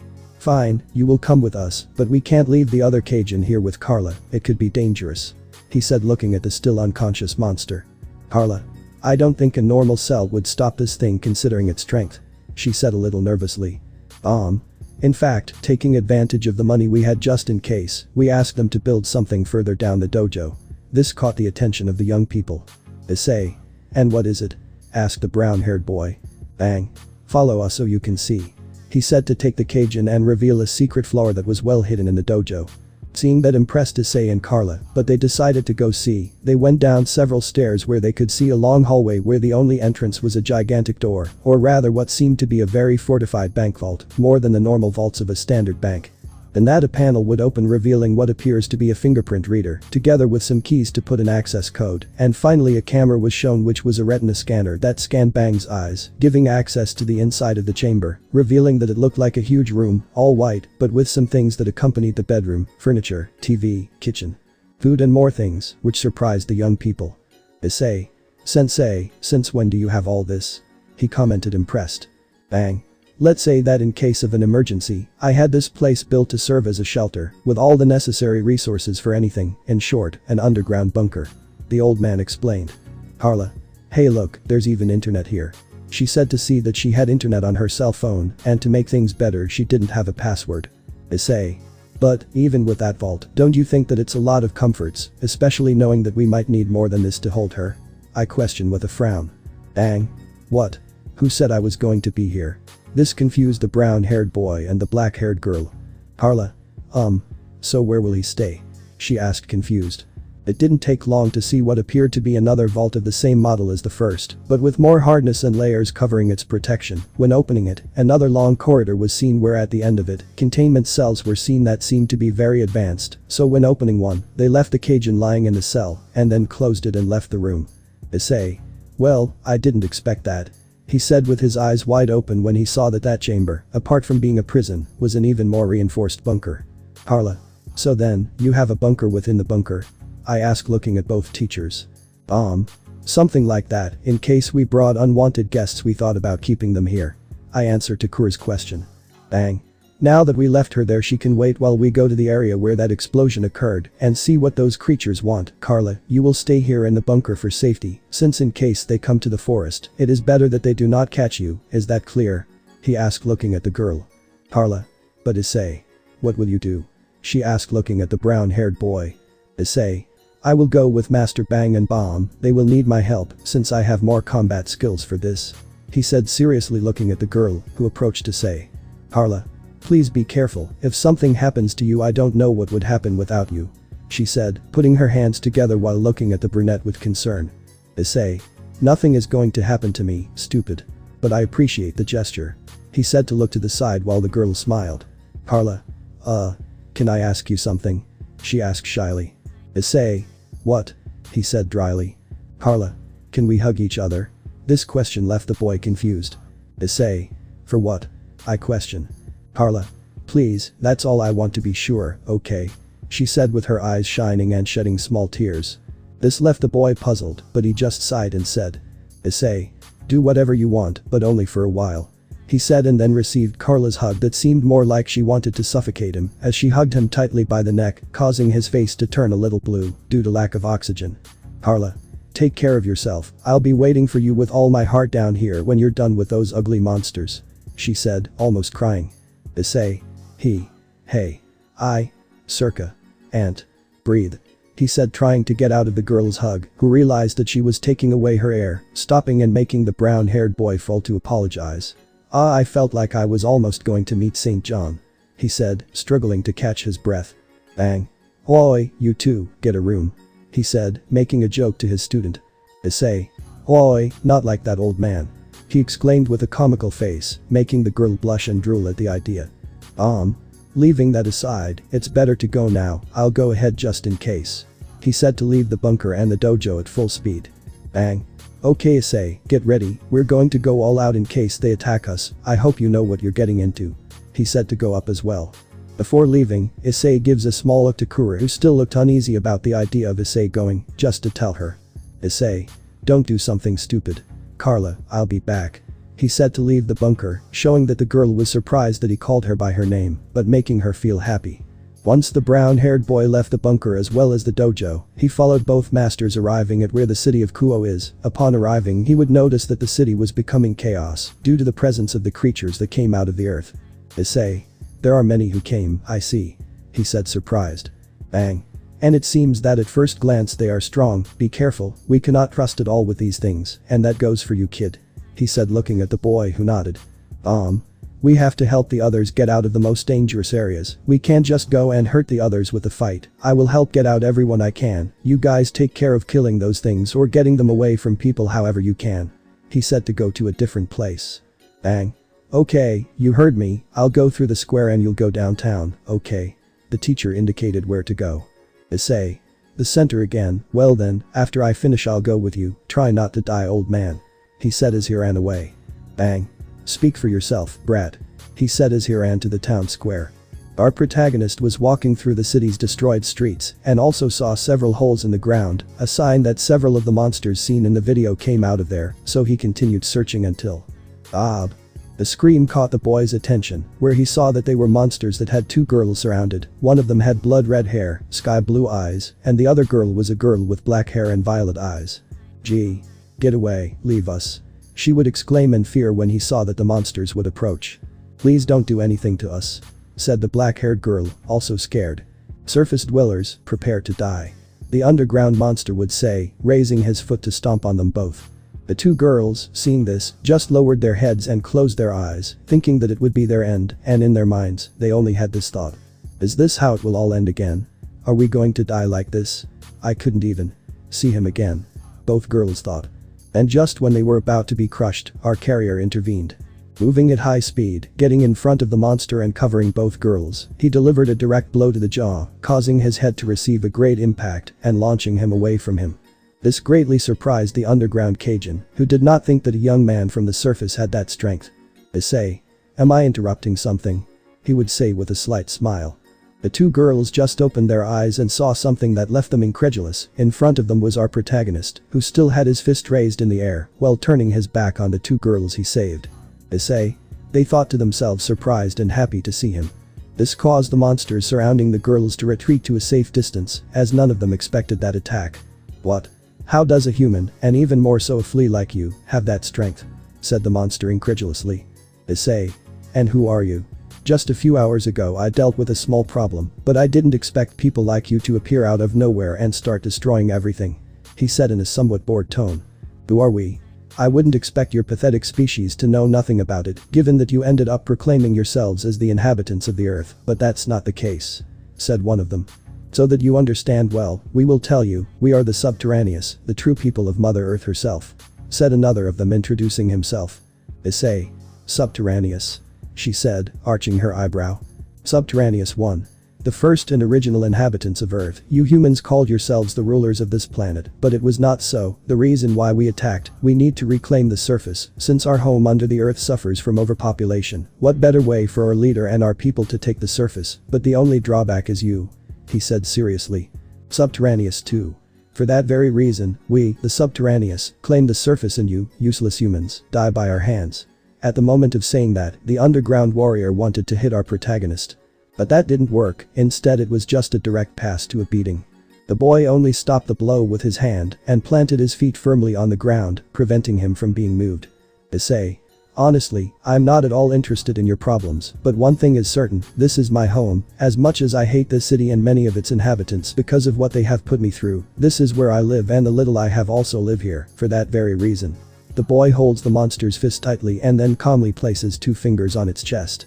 Deliver a direct hit that hurt the monster quite a bit, causing it to spit blood. Issei. I will finish you off. He said with determination in his gaze. Following that, he gave him a strong horizontal kick which bent his neck, making him see his back now. Issei. One less, hundreds left. Before he could continue he saw that the two girls were still behind him to say. You two better leave, since this will be a massacre, so get up and leave. He said cracking his knuckles. What will happen to you? There are many of them and they are very strong, you won't be able to do it alone, come with us before something happens. The red-haired girl would say, scared that something bad would happen to the brown-haired boy. Please be reasonable, if you confront them you could die. The other girl now spoke to the boy. Issei. I didn't ask for your opinion, right now I saved them for the simple fact that these things represent a danger that I prefer not to have to deal with for a long time, in addition to the fact that it will help others in this situation. It was on the part of my master, so I won't say it a third time, get up and run now, before I change my mind. He said turning his gaze to the girls. They looked into the boy's eyes, who told them to do what he told them, and to leave now, unlike the looks he always gave the citizens of the city. This time, it was not one of threat, it was one that transmitted authority in the face of the current situation. Both of them without further ado, stood up and walked away from the place, but not before telling him. Please be careful, come back safe. Said both girls who ran away. Issei. Anyway, now. Tell me guys. He said so that he acquired the classic combat stance of his master, brother, and giving them a small wild smile, characteristic of his big brother figure. Who will be the first to die? He said while everyone just got defensive. Subterraneous 3. Damn human, if you want to die then we will grant it to you. He said as the first subterraneous launched himself at the boy who quickly hit him in the face and then gave him a series of punches in the abdomen and a knee strike that sent him flying hard into a building. The others were not far behind, and they launched themselves against the boy, throwing attacks left and right in order to harm him or kill him in an instant. On the other hand, Issei was not far behind, he dodged and responded to the attack sent by the monsters around him, using his skills and proportional strength. Issei. Come on, is that all you can give me? I thought you were really strong friends. He would say while hitting two other underground monsters. Subterraneous 4. Just wait until we kill you, ungrateful brat. Said one behind Issei, who was going to attack him. But Issei using both his arms quickly blocks the blow. Issei. Looks like I'll have to be a little more serious. He said to see in her gaze how her eyes lit up briefly. In another part of the city. Bang arrived at the central square of the city which was near a lake to see if there were people who were in danger. But I noticed that the place was not attacked by the subterraneous, as there were no signs of holes in the earth. Bang. That's strange, why aren't those monsters we saw on the news there? I ask seriously until I hear something. Someone help me. The person had shouted for help, which caught the old man's attention, so he moved to where the voice was. When he arrived he saw a boy with silver hair, eyes the same color as his hair, and he seemed to be almost the same age as his disciple. This one was trapped under some rubble that kept him trapped. Bang.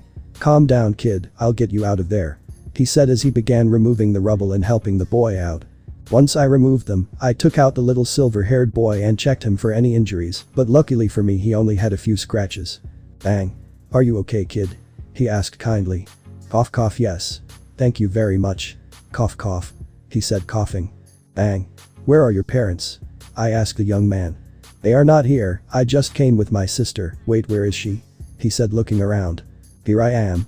The new voice was present to see a girl with the same hair as the boy and the same eyes. Ah, there you are Valerie. He said standing up and shaking his clothes. Valerie. I'm fine, but you look terrible. Bali. She said approaching her brother. Bali. You're better off. He answered the girl. Bang. You better leave now, this place is very dangerous for both of you. He said seriously to the two young men. But before anything else happened they heard coming from the lake. Bang. What was that? He asked seeing that it was coming from the water. Bali. Oh no, here they come again. He said upset. Bang. Are they coming? Who are you talking about? I asked the silver-haired man. Out of nowhere a large stream of water was shot upwards, where a humanoid-looking creature emerged, with an octopus head accompanied by tentacles, dressed in a tunic, and measuring approximately 3 or 4 meters. When the monster appeared, he ended up scaring both children, but the old man remained calm. Well, what do we have here? More human scum left after the attack. He said, looking at the old man and the two children. The old man took out a phone and called a number where he later received an answer. Hello? Bang. Issei, how are you doing with your sector? I asked through the device. Hearing that name made the silver-haired girl open her eyes when she knew who she was talking to. Valerie. Issei. He's here. She thought to herself as she did not expect the old man to know him. I'm a little busy with. Hey, get out of the way, I'm on the phone. He said. I'm a little busy, do you need something? Bang. I think we'll have to solve more than one problem today. He said looking at the octopus. Motherfucker. Bang. I can handle what's in front of me, but what about you? Will you be okay on your own? Bang asked. Relax, I have everything under control, you do what you have to do, I'll do the same, now if you'll excuse me, I have to keep sending these guys to hell. At that point the call was cut off where he kept his cell phone. Bang. Hey you two. He called their attention. Get out of here quickly and don't look back, go back to your parents and stay safe, I'll take care of this. He said, cracking his knuckles. Ollie. Are you sure? I asked the old man. Bang. Yeah, get going now, this is going to get ugly. The kids were still hesitant, but the old man called their attention. Get out of there. He shouted to both boys who listened to what the old man had said. Ollie, don't die sir, he said while holding Valerie's hand, who was just thinking. Valerie. He knows him. He knows Issei. My Issei. I have to know where I can find him. She thought as she moved further away from where Bang was. Bang began to warm up his body and then speak. Bang. So what are you supposed to be? Fishman. He asked calmly. Fishman. How dare you call me that? I am Octopus, and I, along with the rest of my race, the Marines, came to claim the surface. He said as more monsters came out of the lake. Some of them had similarities to the one now known as Octopus, and others seemed to have a different appearance with similarities to various fishes. Marine 1. Wow, I see that the vast majority of the humans here have already left, but I see that only this one here hasn't left, too bad he's going to die. He said mockingly. Bang just stayed silent as he watched them. Marina 2. What's wrong with you, human? Too scared to talk. Said another mockingly. Bang. No, I'm just trying to decide if you should make all of you into sashimi or just sushi, and in case you're wondering what it is, they're pretty good seafood dishes actually. He said this calmly while the others just stayed silent. But that didn't last long because one of them didn't like what he heard about those dishes. Marine 3. Damn human. DE. He said as he launched himself at the old man. At the moment he was about to land a blow, the master, with some elegant movements with his hands, which gave off a blue trail, hit the man of the sea, sending him far away. This left the sea monsters in disbelief as they had never before thought that the old man was capable of doing this. Bang. Ah well, how long has it been since I warmed up my body or fought a monster? Issei, although he gives me a great challenge for each confrontation we have in training, personally I missed a bigger challenge, and I would say that I missed fighting monsters like those from my old world, it reminds me so much of my hero days. I would say to then get closer to the Marines. Marine 5. It seems that some humans are turning out to be a problem, what do we do sir? I look at the octopus in charge. Octopus. Let's not let this human intimidate us, we didn't come here for nothing, and besides, our queen won't like to know that we failed the mission, so. Everyone. Against him. With that order, the Marines launched themselves against the master. Bang. Well then, come for me. He shouted as he also launched himself at them. In another part of the city. While our protagonist and his master fought against the subterraneous and the Marines. Baum had been helping to take out any civilians that might be near where Issei and Bang were. He took many people away from danger, but he returned to see if there were more because he did not want to take any risks. Baum. Okay, I hope those were the last ones. He said to stretch a little, but he heard something. What are you guys? Where did that come from? He asked himself before running to where he heard the scream. When he arrived he saw a girl with black hair, violet eyes and an older woman who looked a lot like the girl, pointing out that they were mother and daughter. In front of them were some beings which had a humanoid appearance of different skin colors, dressed in traditional clothing, and had wings on their backs. Well my children, it seems that we found some prey to play with, the arrival of the people of the heavens to the world of the earthlings will be glorious. Said the red bird man who seemed to be the leader of the group. And what do we do with them, father? One of the flyers pointed at the two who tensed. Kill them, they will be the first to suffer at the hands of our race. He said with a smile. Please no, if you want, do whatever you want to me, but let my daughter go. The woman said pleadingly. Beg for whatever you want human, but I don't care, now, Sky Knight, kill them. He ordered one of his children. Sky Knight. Of course father. He said to fly straight to the girl and the woman who closed their eyes waiting for their death. But one of them was thinking about one thing, and that was our protagonist. Issei, it's really you? He thought wishing for a miracle.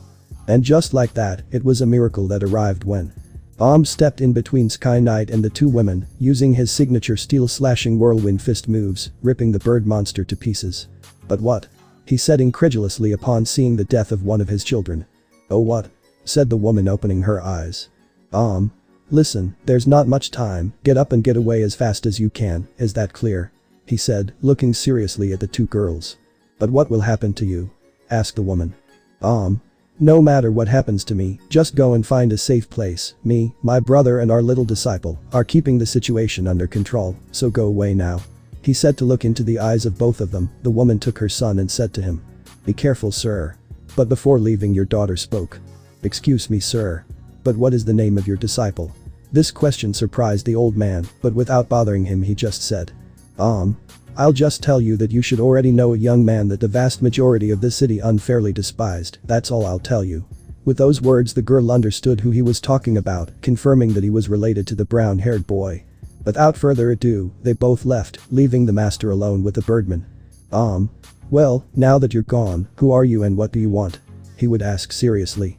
"I admit that for a human you impressed me, but I will only say that you will need more than that to stop us. But answering your question, we as the people of the sky, a race of beings from the sky ruled and led by my Sky King, and we are here to take the world of the earthlings and expand our domains to very different points of the heavens," spoke the king of the people of the sky, introducing himself and explaining why they were present right there. And where does your idea of expanding from where you come from involve attacking a city and the people who live in it?" I asked in a clear, annoyed tone. "Sky King, you humans interfere with our mission to bring our people into a new era for us. Given all your waste that ends up polluting the skies, we have to live with it. We have been patient with that, but it's over. We are going to reclaim your lands to prevent that from happening, even if we have to kill whoever is in our way," he said to put himself on guard. Like their father, the others also prepared to fight against the martial artist. Well, I know that we end up affecting our world, and with that there are serious consequences. This is not the way to solve it, but if I have to fight, then I will," he said to also get into a fighting pose. They both looked at each other and suddenly everyone launched themselves against each other. The birdmen lunged to attack the master, occasionally punching and slashing with their claws. But the master could face them without any problems, since he saw that their movements were erratic and inexperienced. It did not take him much trouble to handle them all at the same time. One of them tried to kick him, but the fighter grabbed his foot and gave him a series of punches at high speed, and then delivered a horizontal kick, knocking him out. He continued fighting, but the dynamic changed when he saw that the leader of the flyers joined the fight. Just as he was about to throw a punch, the master responded in the same manner as the birdman, by generating a current of air. "Sky King, you are very good without a doubt," he said while still maintaining pressure on his arm. Same here," he responded to what the Flying King had said. After a moment, they both ended up separating to launch themselves again and give a series of attacks where they both attacked and countered their attacks consecutively. Both of them did not give in, did not stop, nor did they give their opponent the opportunity to take advantage. The other flying men stopped attacking him since they knew that this fight was now their father's, so they just watched for now and were attentive to any orders their father gave them. Things in the city were in total chaos. 3 different groups of monsters arrived in the city, each with different motivations and origins. One race coming from the depths of the earth, another from the seabed and another from the skies of the planet. In the midst of their crusades against the Cajuns, they saved the lives of certain people who in the very near future would be related to both the brown-haired boy and the masters. Issei continued to fight with the subterraneous who continued to arrive in droves, but without giving up. Bang riddled the Merinos with his martial arts and prevented them from going anywhere else. And right now Bomb was fighting against the Sky People and preventing them from successfully carrying out their attack. The fight for the city has begun, and the only thing standing in their way are these 3. The war against the monsters had spread throughout Kuo very unexpectedly without anyone having seen it coming. Only 1 week had passed since everyone had gone back in time thanks to Issei, and they were already warned that there would be changes in this timeline, but they never thought they would be received so quickly. The affected areas of the city were evacuated as quickly as possible, along with the areas closest to where they were.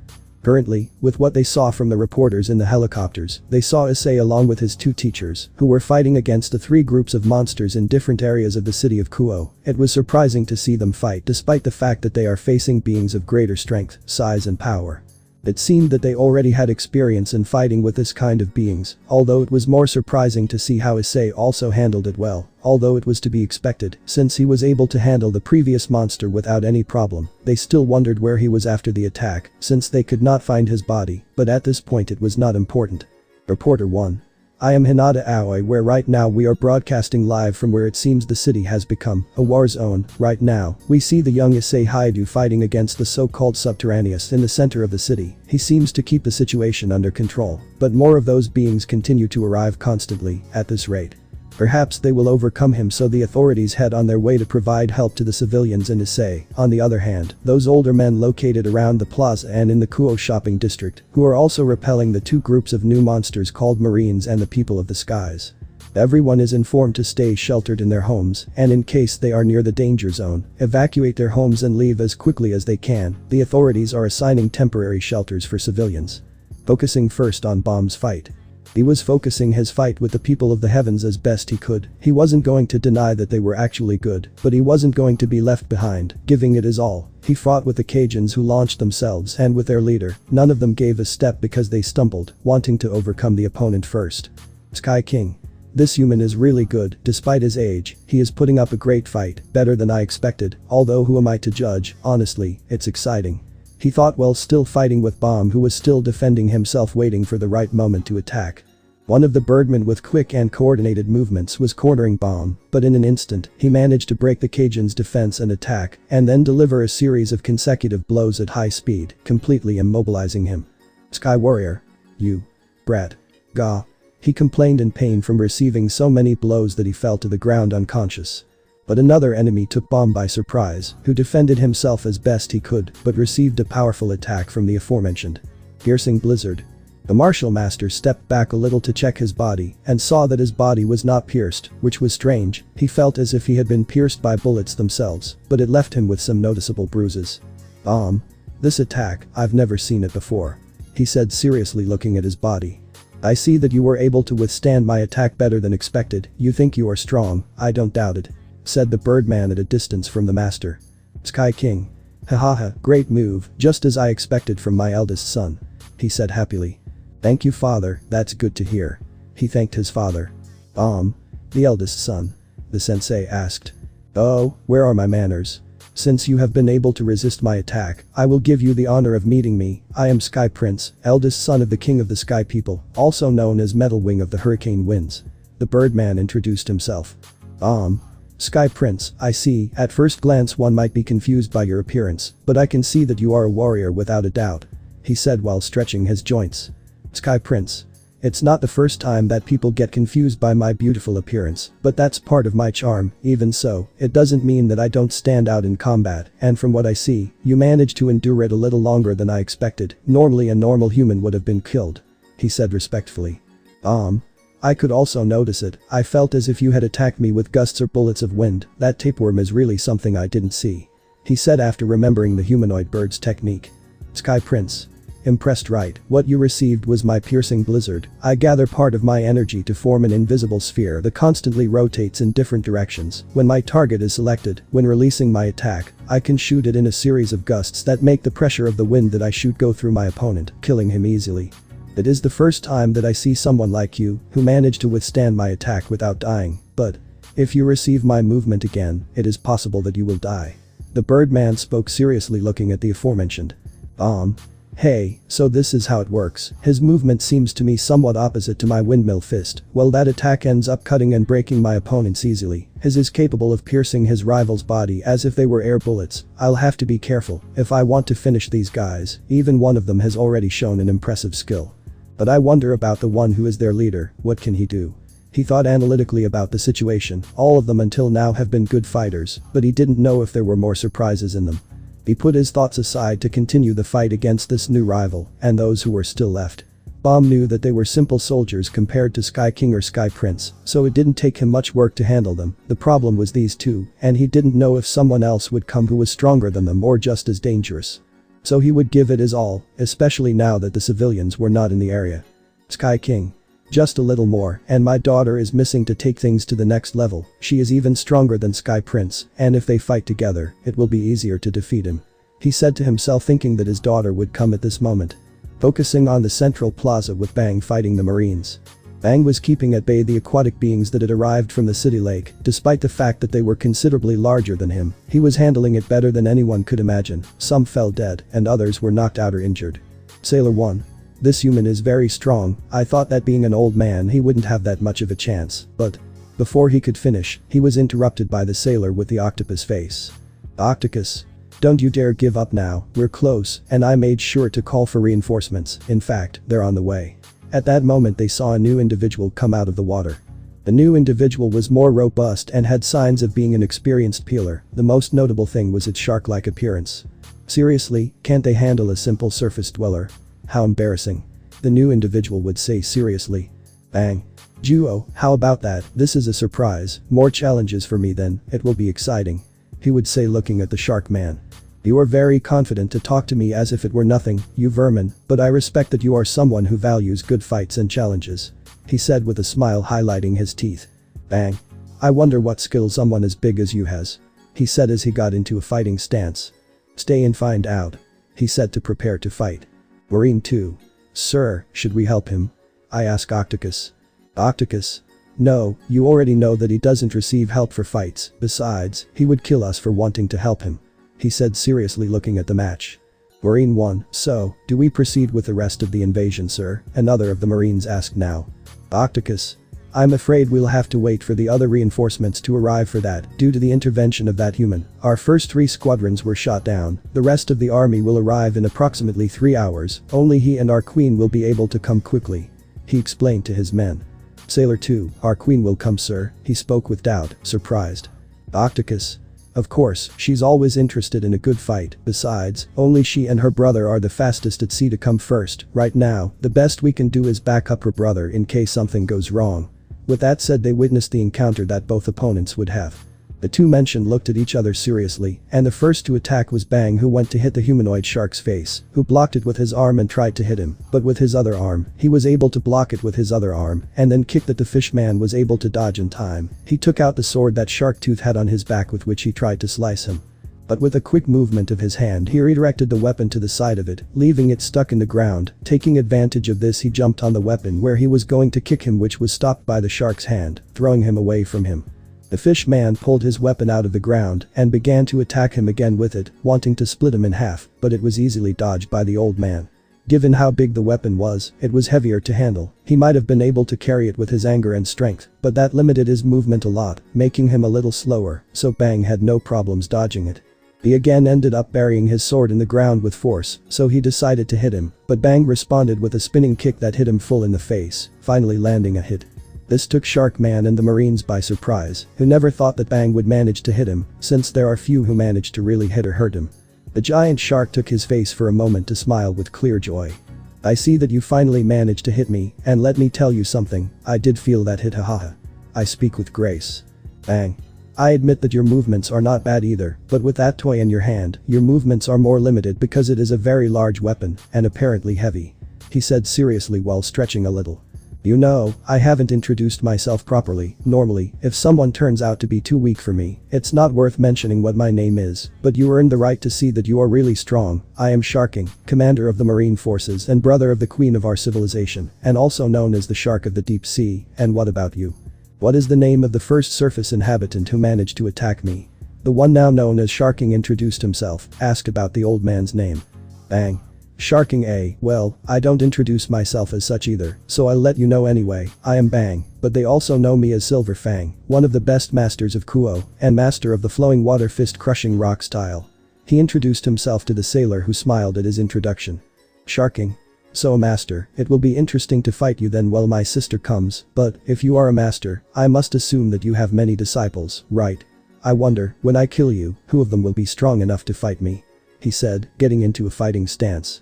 Bang. "Well, I do, although more specifically I only have one, and let me tell you, even if you kill me, it will be impossible for you to even defeat my disciple, who is still stronger than I could ever be," he said with clear firmness in his words. Sharking. "Heh, well, we'll see if that's true, once I'm done with you." Devastating whirlpool. The shark shot water out of its mouth, creating a whirlpool that quickly approached the old man. Bang, without wasting time, quickly twisted away from the attack, jumping over the wall of a building to dodge it. Fortunately, the building was just an old warehouse where there was no one, so there was no problem. Bang. He has more abilities than I thought, and from what I see they are based on water. It does not surprise me coming from a Cajun that comes from the water. Even so, if he has more devastating attacks like that, it is better to be careful. If he has more devastating attacks than that, it is better to finish him quickly before he does more damage. And I am more worried that sister I mentioned is stronger. If she is his queen, then she must be stronger. He thought to himself while Sharking looks at him. Sharking. I hope you keep me entertained a lot, human, because I want to have a great fight. He said before launching into the attack again, where they both exchange blows with each other and counterattacked at the same time. Bang. I hope Issei is okay while I take care of this guy. He said while he was worried about his little rebellious disciple. With Issei fighting in the center of the city. He had given a powerful spinning kick to the subterranean who flew directly into the building in front of him, being seriously injured. The situation was very bad, but it was worse for the subterraneous than for Issei with white highlights. Well, they were receiving a huge beating from the boy. Even though there were several against one, they were receiving strong and forceful blows from him. His strength was not normal, since it did not make sense for a child to have so much. Subterraneous 1. Og, we're being defeated by a child. He complained of pain after receiving a blow directly to the abdomen, breaking 4 ribs. Subterraneous 4. Where the hell did he learn to fight like that? Or how does he hit so hard? I speak with difficulty since he ended up with a blow to the face, another 3 to the abdomen and his pectorals, and another to his right arm, breaking it. Subterraneous 2. We'll be fine, we already called the boss. He said, returning to his companions. Subterraneous 1. Will the queen come? He asked, looking at his companion. Subterraneous 2. No, not her yet, I'm talking about her. He said, emphasizing his words, making it clear who he was referring to. Subterraneous 1. Ooh yeah, that kid was finished. He said, now smiling confidently like the others. Right now, Issei was still fighting against the soldiers while they kept trying to hit him uselessly, and he only ended up receiving a blow to the face that knocked him out. Issei. Oh come on, this is all they can offer. I thought the powerful subterraneous, as they call themselves, were more of a challenge than they told me, but what a disappointment. He said, a little disappointed. If you want a challenge, I'll give it to you. A new voice left the brown-haired boy in doubt. The most curious thing is that it was a woman. Issei. Huh? Who spoke? I don't see anyone here. He said, confused while scratching his head. I see that you took care of many of my soldiers, but I am not the same as them. Prepare yourself to die, human. And that the ground begins to shake, where then the ground near Issei formed an explosion of magma where someone new was revealed. The new person had appeared, which was a feminine-looking individual. She had hard scales and a lizard-like tail. Some parts of her body were illuminated by what she saw as magma. She had large breasts, huge and sharp claws, a pretty face, but she also had a rough appearance, and she was a huge woman with darker brown skin. Issei stood for a few seconds without saying anything as he looked at the beautiful and fierce woman in front of him, where a single thought crossed his mind. Issei. What the fuck? Her breasts. Wait. Shit, damn old man, he's already left me with his tricks, it can't be.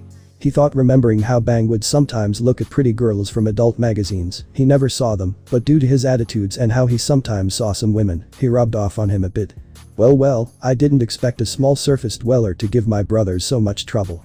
He said with a small smile that reflected mockery for the brown-haired boy. Issei. I'm small but dangerous, so don't forget it. Still, who are you? Are you their leader or ruler? The brown-haired boy asked seriously. I am a leader, of course, but not a ruler. That would be more my older sister, but even so, I will give you the pleasure of meeting your executioner. I am Magnix, commander of the powerful army of the Subterraneous, better known as the Lizard Termachaotic. The one now known as Magnix introduced herself to the brown-haired boy. Issei.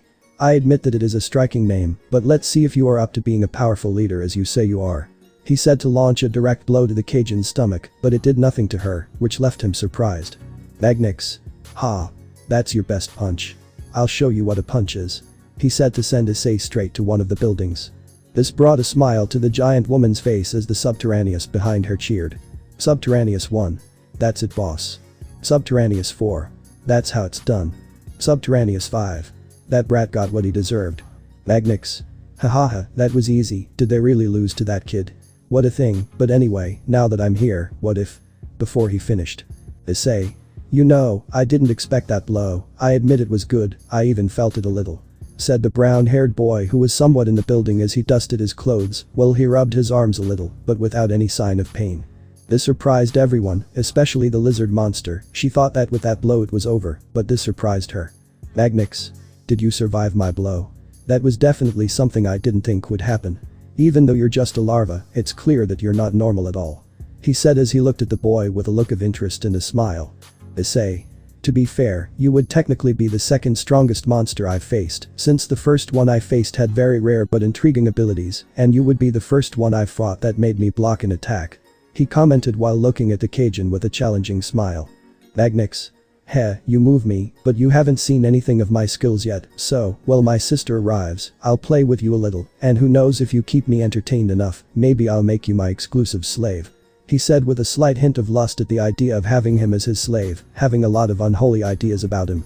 The brown-haired boy felt uncomfortable at the idea. She was beautiful, he wouldn't deny it, but that was already a little shady if he did it with someone his age. Issei. You know what, lots of chatter, how about we just fight? Out of nowhere at a surprising speed, he gave a powerful kick to the Cajun's face, sending her crashing into an apartment building. That made the subterraneous celebration cease at the boy's action, which left them in disbelief and scared by the tremendous attack he launched at their commander. She left the building while holding her face with clear signs of pain. Issei. How are you? I thought I knocked you out, but you're really tough like I thought. I hope you don't mind me disfiguring your face, even though I really don't give a shit. He said, seeing the monster open one of her fingers on her face with a clear sign of anger. Magnix. Wretch. How dare you? Hurt my beautiful face. Look how you left me.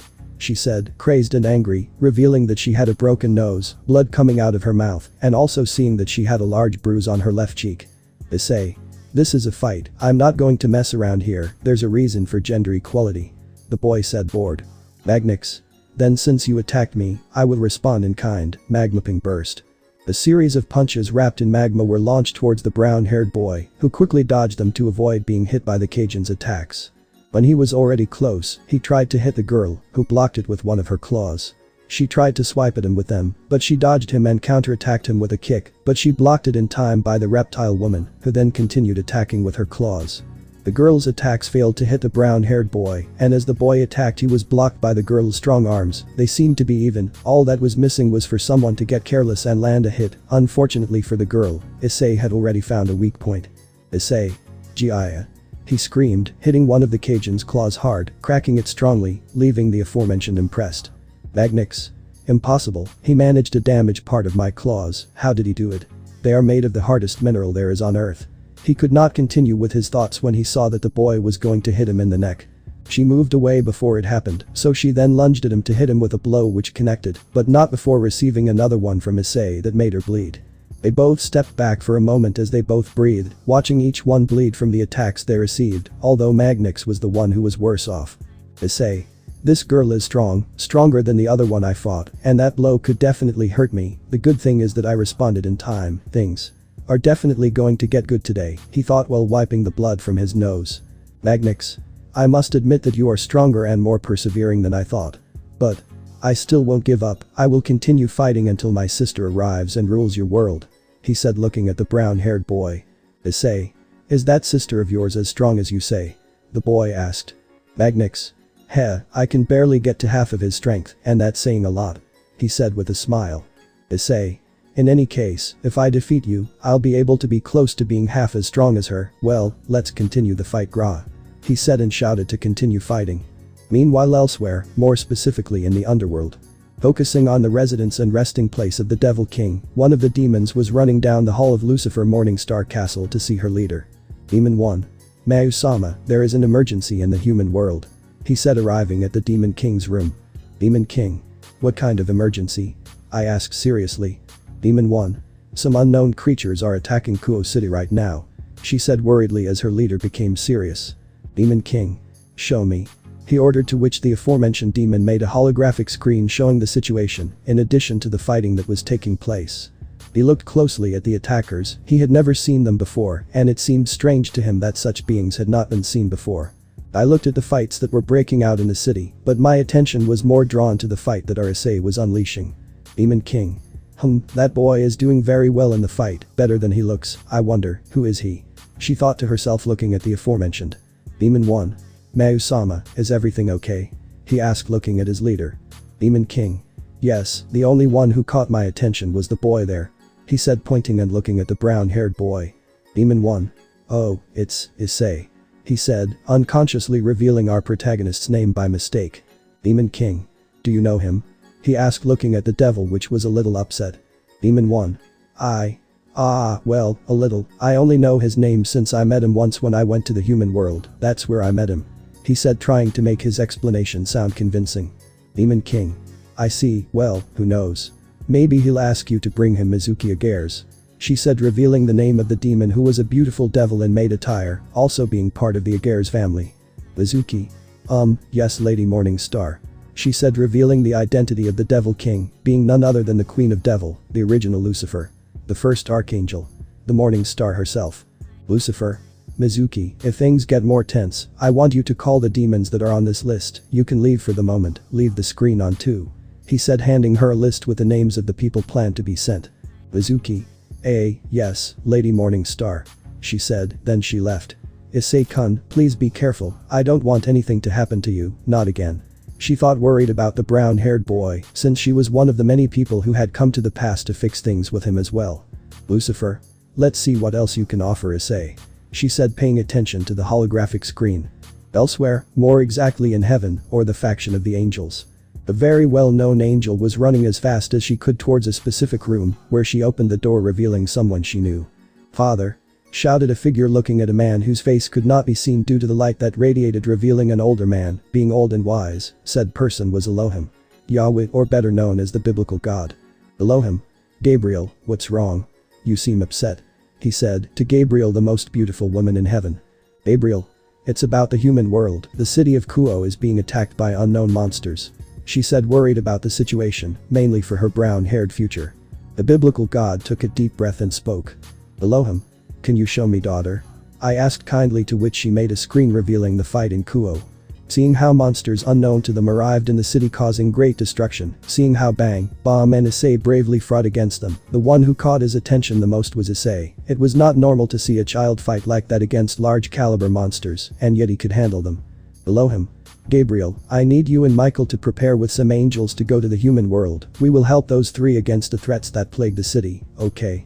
He gave his instructions to his daughter, who looked at him with determination. Gabriel. Yes, I will, father, I'll be right back. He said as he left the room and looked for the others. Ice-kun, we will go to your aid, please, take care of yourself please, I will save you, even if it costs me my life. He thought as he left the room. Elsewhere, more exactly in Grigori, or in the fallen angels faction. Like Gabriel, a woman who would be a fall, went directly to a specific room, and when she arrived, you could feel the tension in the air, the smell of impending death present, leaving her nervous about the environment. What do you want, Penemu? As if you came running to my personal room. Said an intimidating-looking man who transmitted fear and respect to those around him, being known as Azrael, the fallen archangel of death and leader of the fallen angels, being seriously the aforementioned called Penemu, the cadre most beautiful fallen in Gregory. Penemu? Azrael-sama, excuse me for interrupting, it's just that there's an emergency, the city of Kuo is being attacked by 3 waves of unknown monsters. She said nervously as the angel stared at her. Azrael. Show me that now. He ordered, and without hesitation, he created a holographic screen showing what happened. The leader of the fallen looked at everything with clear boredom, but then looked at the boy who was fighting with the subterraneous, drawing his attention a little. He wondered how he was so strong, so without further ado, he ordered Penemu the following. Azrael. Penemu, go and find Azazel and tell him to gather a group of fallen angels to go to that city. Something has caught my attention, so hurry up, now. He said sharply and seriously to the fallen one, who without saying anything left quickly. Penemu. Damn, how scary, I never thought I'd say this, but I prefer Azazel to be the boss than someone like that, but hey, there's no other way. Issei, we'll go with you soon, hold on a little longer. She thought to herself as she remembered our brown-haired boy. Somewhere else. In different parts of the earth, 3 figures could be seen, each going their own way around the city of Kuo. One was flying, another was swimming, and another was emerging from the surface. I'm almost there, first it will be that city, and then it will be the rest of the world. My race will be the one to win, and we will be able to lead our people to true glory. And nothing will stop us from achieving our goal. Although, for some reason I feel that someone will be a problem later. The 3 unknown individuals thought to themselves, feeling that the battle will be tougher than they thought. Who will be the 3 decencies that approach Kuo? Will the boys win the battle on their own or with help? Will factions make an appearance? And will they be able to stop the invasion that is approaching the city? Find out in the next part.